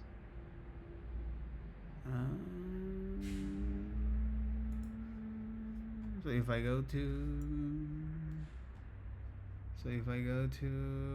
interface, right?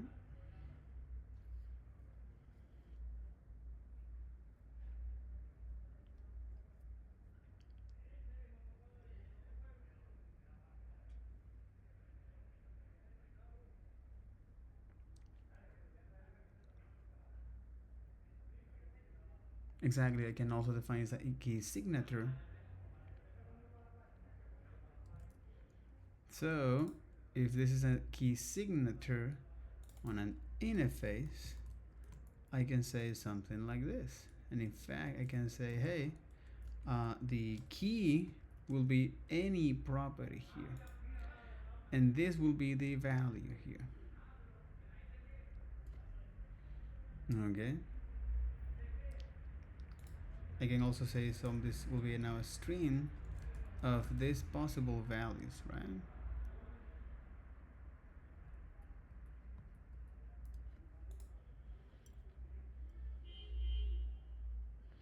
And in the signature parameter, type cannot be a literal type or generic. Consider using map object type instead. So you can do this? That's interesting. You cannot have a union types here. You can have union types here. Or is this one? Or is this another one? Or is this another one? This is another one.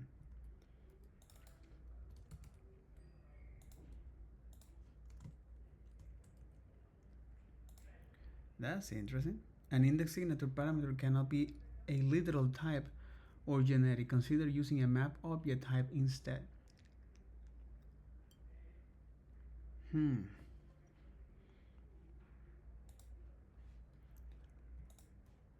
Well, I'm actually using a map type.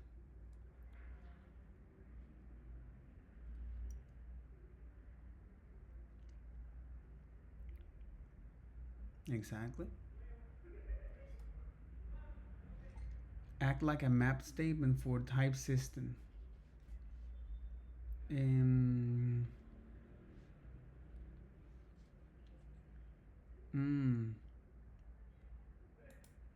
So it's like you're passing now environment. Okay. Here. Alright, so you're passing now environment here as this type, map type. Type subscriptor property in key of type. And then you say now property in key of type, this one. So when I save this, it say, hey, this is not configuration. You need to pass is, okay, some genetic here, and the possible variables will be something like this. And when I inspect now the configuration, it say configuration is declared, but it is value, it is never read. Okay, yeah, of course. And the development base URL, production, staging, and not allow is not assignable to type configuration environment. So if I get rid of this Typescript expected error, I can just say, oh, let me get rid of this, and that'll be all right.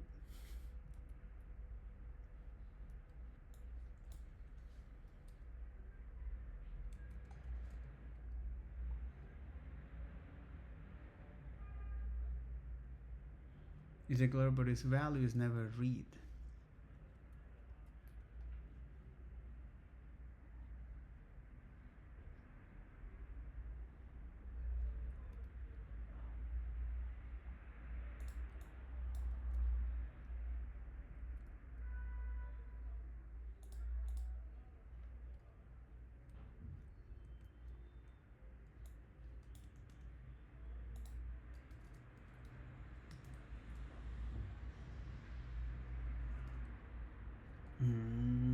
That's interesting. Look at this. Okay. I can't have access to develop. That's quite weird. And in fact, it's generating is this configuration.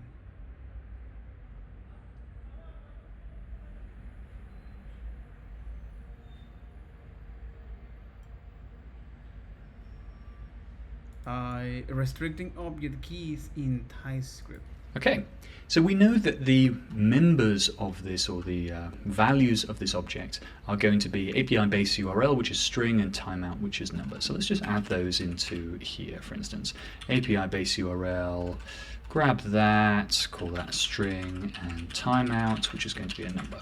Okay, but now, of course, we need to wrap this in something to make sure that it's going to be kind of reliant on environment as its keys. So we can use the record type for this. And you might think, okay, record string, and then add our kind of object into here. This is pretty good. Except, of course, we're not getting an error on not allowed. This is now an object with those keys as strings there. But what if we just want to restrict it to be the environment that's the key? Well, we can just grab environment and stick it inside that record.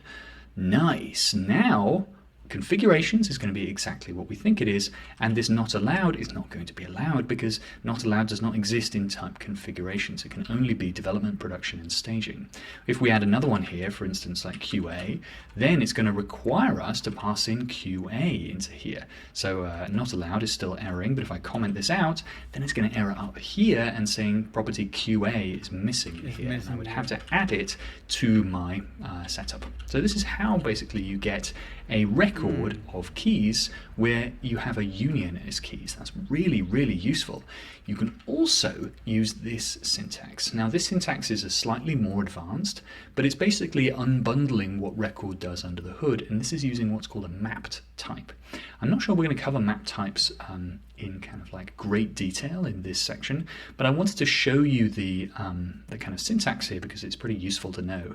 It's kind of like an index signature, but instead of using, you could use, I guess, index environment like this, but actually index signature parameter type cannot be a literal type or a generic type. Yeah. Consider using a mapped object type instead.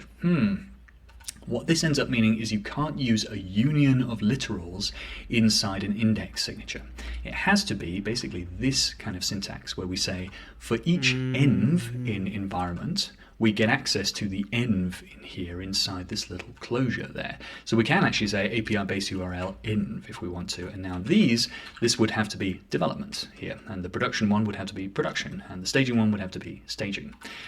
Whereas we're not actually using the env here, but we still need it to map over each member of the environment union. So this one's a little bit more advanced, as you can probably tell, and it's totally equivalent to this record. And this record of... But that makes a ton of sense there. That makes a ton of sense. It's like, I know that I have to create this signature here.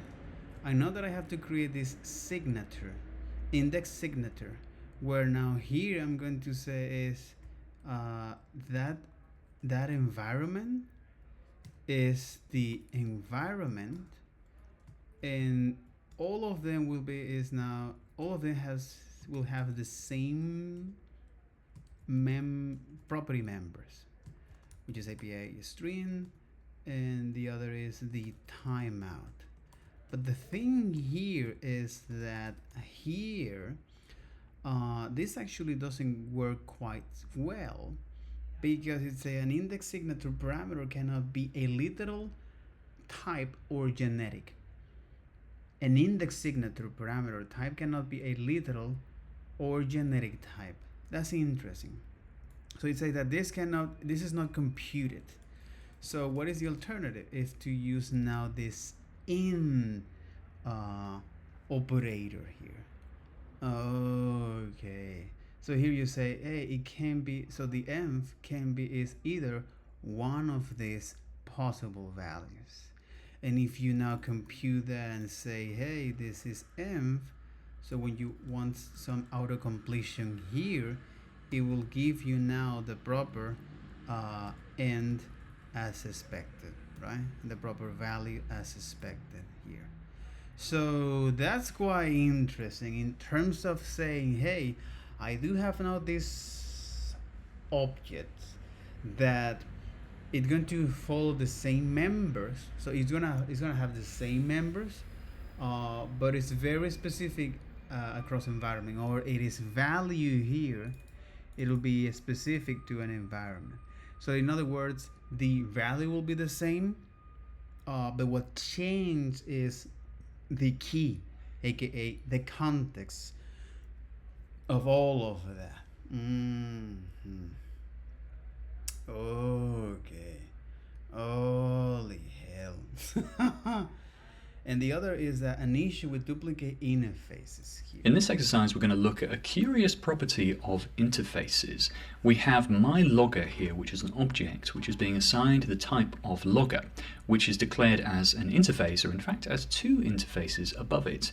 And really we want our log function to only need message string inside here. And yet we're getting an error here saying that this level thing shouldn't be required, except currently it is required. So if we hover over logger.log, it's requiring message string and level number, even though this log inside my logger is not. It only needs message string. Your job here is to try to work out why this bug is occurring and what we can do to fix it. And notice that there are a couple of loggers here with the same name. Interesting. Good luck.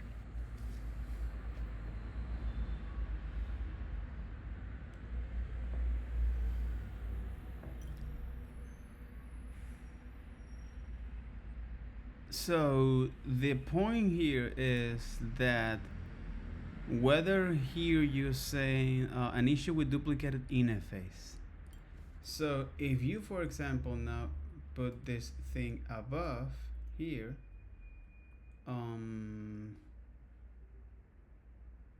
it's like overriding that level is not needed, right? So in my logger here, level is not needed. There you got it. Okay, when you call that, but it still somehow now needs that, right? An issue with duplicated interfaces.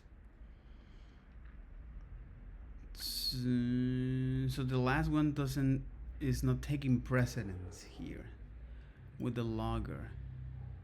Yep, because you say, hey, this is now the logger, but which logger are you using here? And it seems that you're using is the first one, because if I get remove of this, so now you are going to have that. But somehow if you have now interface that has, or that extend that interface, or that adds some interface, so it's gonna use is, that's interesting, it's gonna use is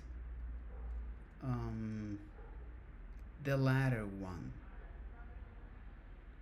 because look at this, even if I add it or not, there is an issue here with this duplicated interface. There's an issue here with this duplicated interface, because no matter which one of them is, it's not going to override those. And declaring interface here can be quite problematic here, especially for... Okay, so what you'll notice if you look at this quite closely is that we have two interfaces with duplicate names. We've got interface logger and interface logger. You would expect that these kind of behave as if they were JavaScript variables, where if we have two loggers with the same name, then these would error here, right? You would get a cannot redeclare block scoped variable logger, and this would fail at runtime too, I'm pretty sure, although I've never tried. And you'd think that's what happens here, but no. When you have declaration merging here, this is what this is called, you have two different declarations with the same name of interfaces, then they merge their declarations. So if I were to, for instance, add like an A string on this one and B string on this one, then currently my logger requires me to pass A and requires me to pass B. Look at that. So these declarations are getting merged. Whereas if I delete the one I don't want, and this is the one I don't want because it's got the excess parameter there. Let's pull that off. Now I'm only required to pass B, and my error down the bottom goes away. So my logger.log now only requires a message string instead of needing message string level number. That's not so ideal. you might be looking at that and thinking, oh, that looks pretty awful. Why does TypeScript let you even do interface declaration merging? Why has it allowed you to have two with the same name? Well, if you use type, then you don't have this problem. Exactly. Look at this. If we hover over this and it says duplicate identifier logger, it's going to warn you. It doesn't merge them. It just gives you an error and says duplicate identifier. But interface, it doesn't.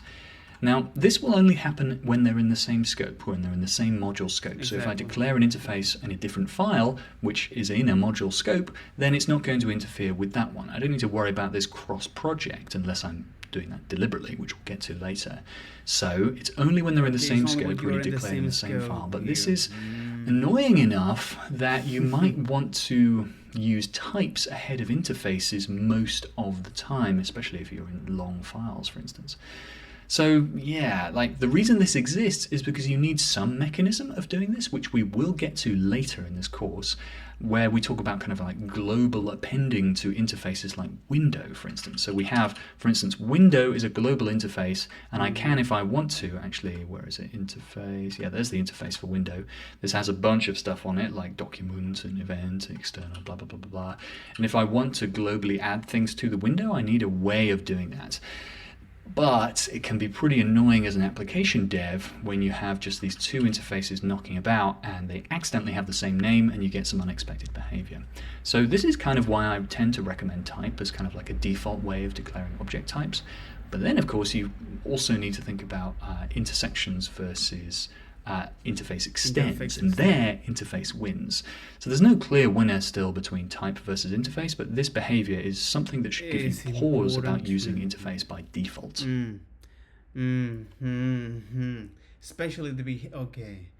Right. So having several interfaces in the same model actually makes Typescript to merge them into one, right?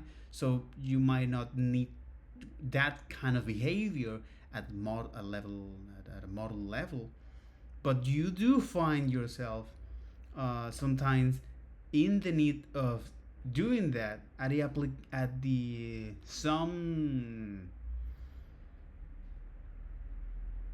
platform level. But in any case, the point is that as I explore about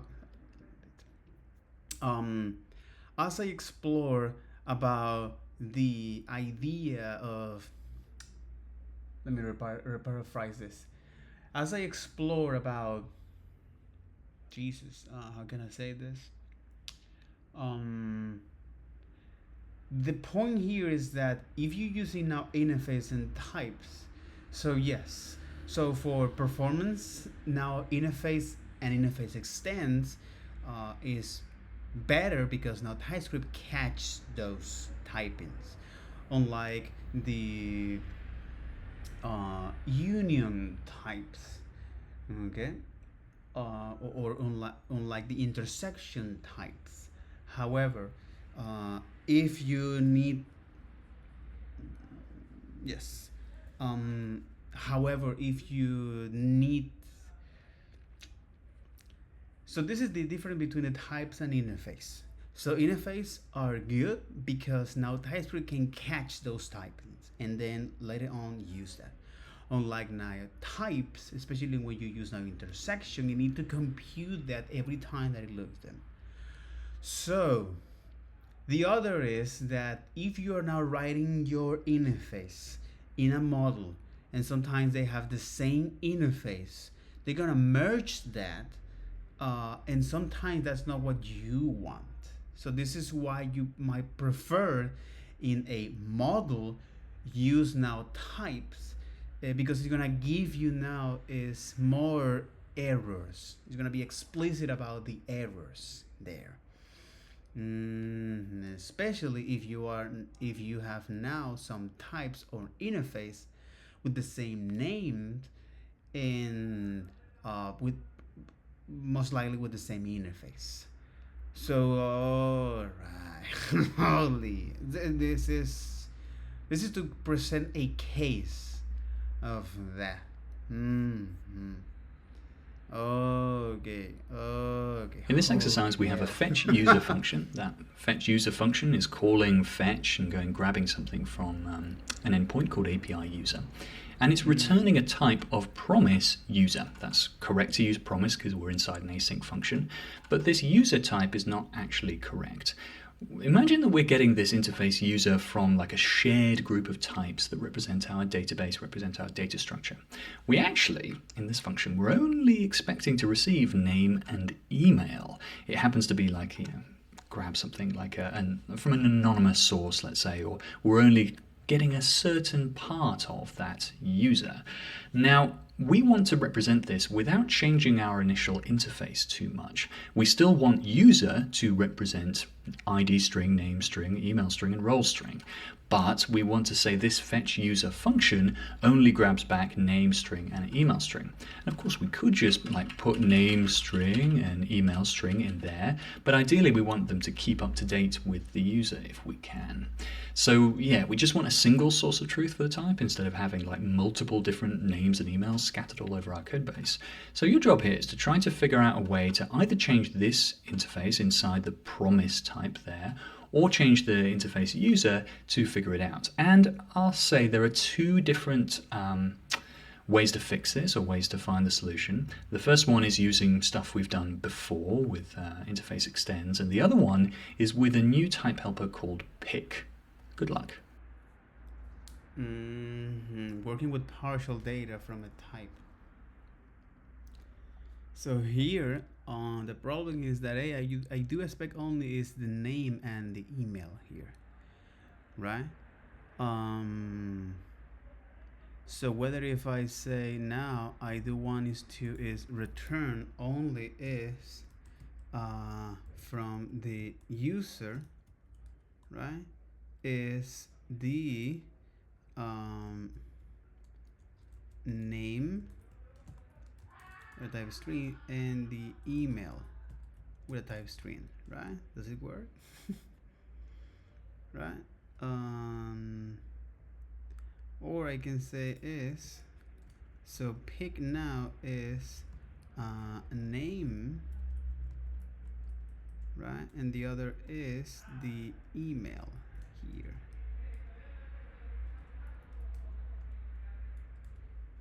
Right?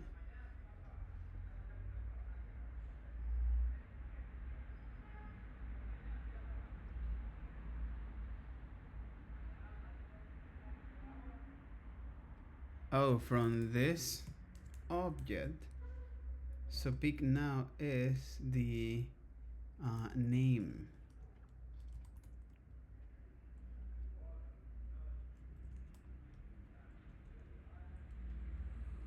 But it's a key extend key of t. So here it's a name, string, and email, right? So pick up the key of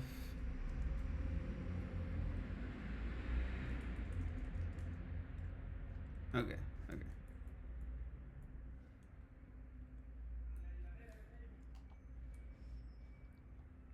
Pick up the key of type operator. Now is the pick type and keys. Okay. So this is a helper function. All right. To say, hey, pick up this pick and user here by saying is get me is the name and the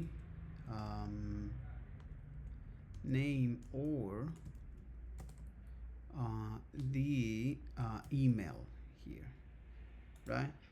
This is just an easy way to solve this, right? And let's gonna call here interface pick, or just only type here because I know what type is. You can say type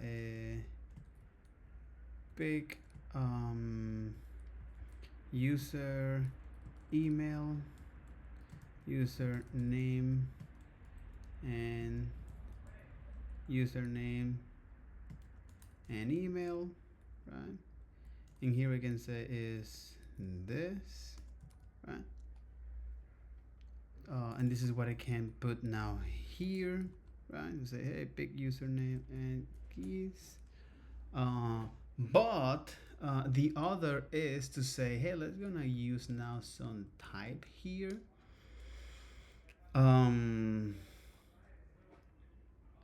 Okay, let's gonna use now a type called now user name and email, right? Where what I want to do is to, by using is now an interface, which is make it much more easy to extend from that object type notation. And here I can say, hey, I only want is the name, right? And all right, I only want the name and the email here. It's a string here, right? So now here I can actually do is in this way, right?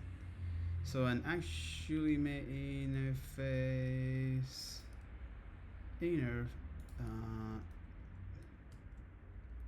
this one. So now I actually can promise interface username and email, and it say is name and email here.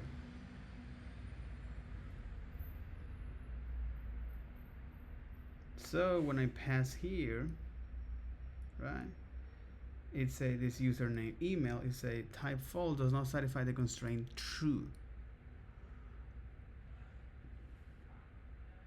So type of user, right, must have is the name and the email here.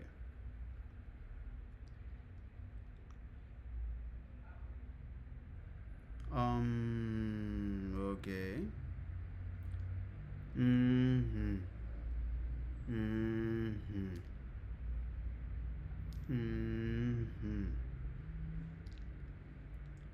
Whether if I use in this case type and say okay,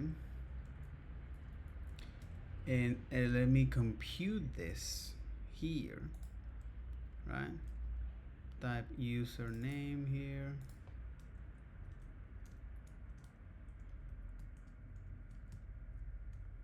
What French?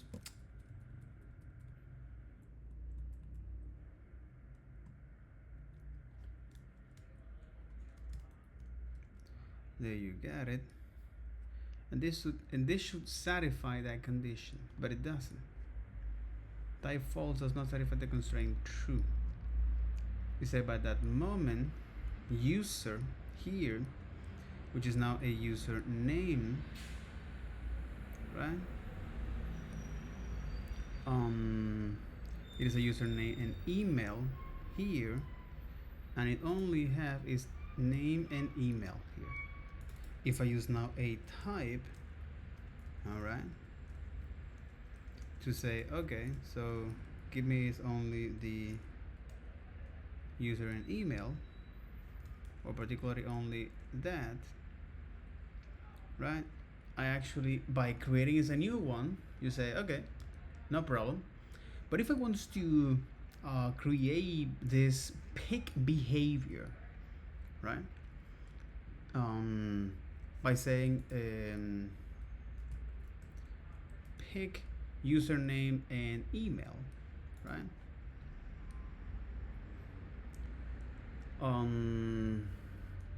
Or to be a little bit more, pick username attributes. All right. So here is when I say, okay, I can get this interface here and pass now some genetic. So I understand what is the shape that I want to get from user, right? And also is the collections of types, right? And here I say, well, okay, since here I want is to now extract is the properties. For example, is the properties, the property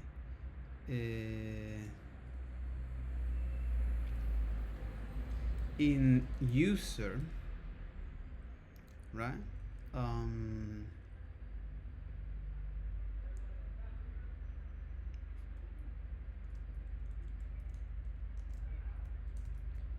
Or in this case it's supposed to be is this, right? Yep, just like that, right? And we know that the value will be now a string. In this case, it say, hey, map may not be declared property or methods here.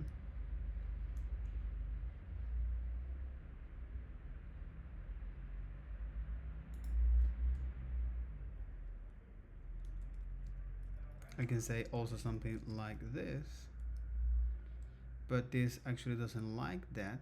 In the signature, in fact, it actually love is this one. A map type may not declare property or methods. So what if I say key here, right? So I'm gonna pass you is the possible attribute that I want to extract, right? And say something like this. And say I'm gonna give you the name, right? But that's actually getting quite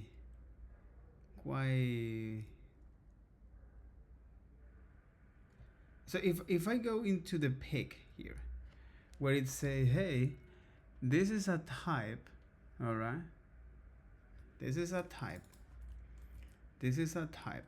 where I'm gonna get is the user in my case, and the key, okay, and the key extents of the type. So in other words, I'm gonna say is the key, or the key extents of the type. So the key extents of, okay, a key extends. So okay, so my keys will gonna come from extends. So my key will gonna come from extend key of the user here. And then I say, hey, this will be my key, right? That's what it is.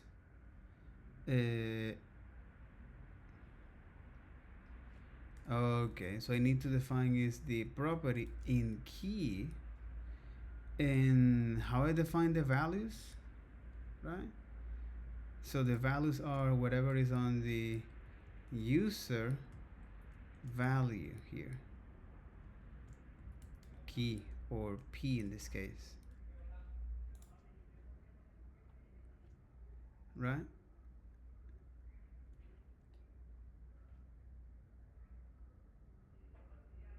Exactly. So if I now pass this here, and then I say, hey, this is the object called user, and now here this is the attributes that I want to get from, for example, name,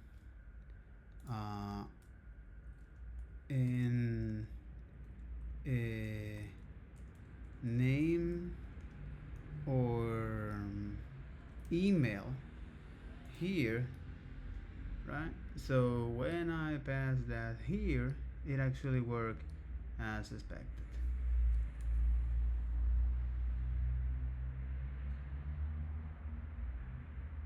And there is some error. Oh, because it's this one. Because it's this one. So holy moly. So here what I'm saying is that there's some specific properties here from Typescript to actually generate is this. So to actually get this object and pick each one of those values and create this new type, which that's exactly what it's doing. It's generating is this new type based on the properties from this key that is going to extend from that user or that object that I'm passing, and their value will be is that value plus the key here. So here I'm generating is dynamically is that signature. Holy fuck. Okay. Okay, let's take a look at the first solution. The first solution is basically to use interface extends with our user. So now we have an interface of name and email containing name and email, and our interface user extends name and email. So we're kind of pulling out the bits that we actually want to go in our fetch user, and our fetch user returns a promise of name and email here. Okay, seems fine. And we get kind of some nice benefits of this. You know, we're using interface extends here, but it can feel a little bit annoying. Like, I just want to see all the properties of user in one place, but now I need to check name and email, check if that extends anything. And so this can lead to a little bit of misdirection here. But there's another interesting way to do it. Instead of just having kind of like promise user inside here, or promise name and email, we can use the pick utility type. And we can, inside this function, kind of declare what types of user, or what members, what properties of user we want to grab.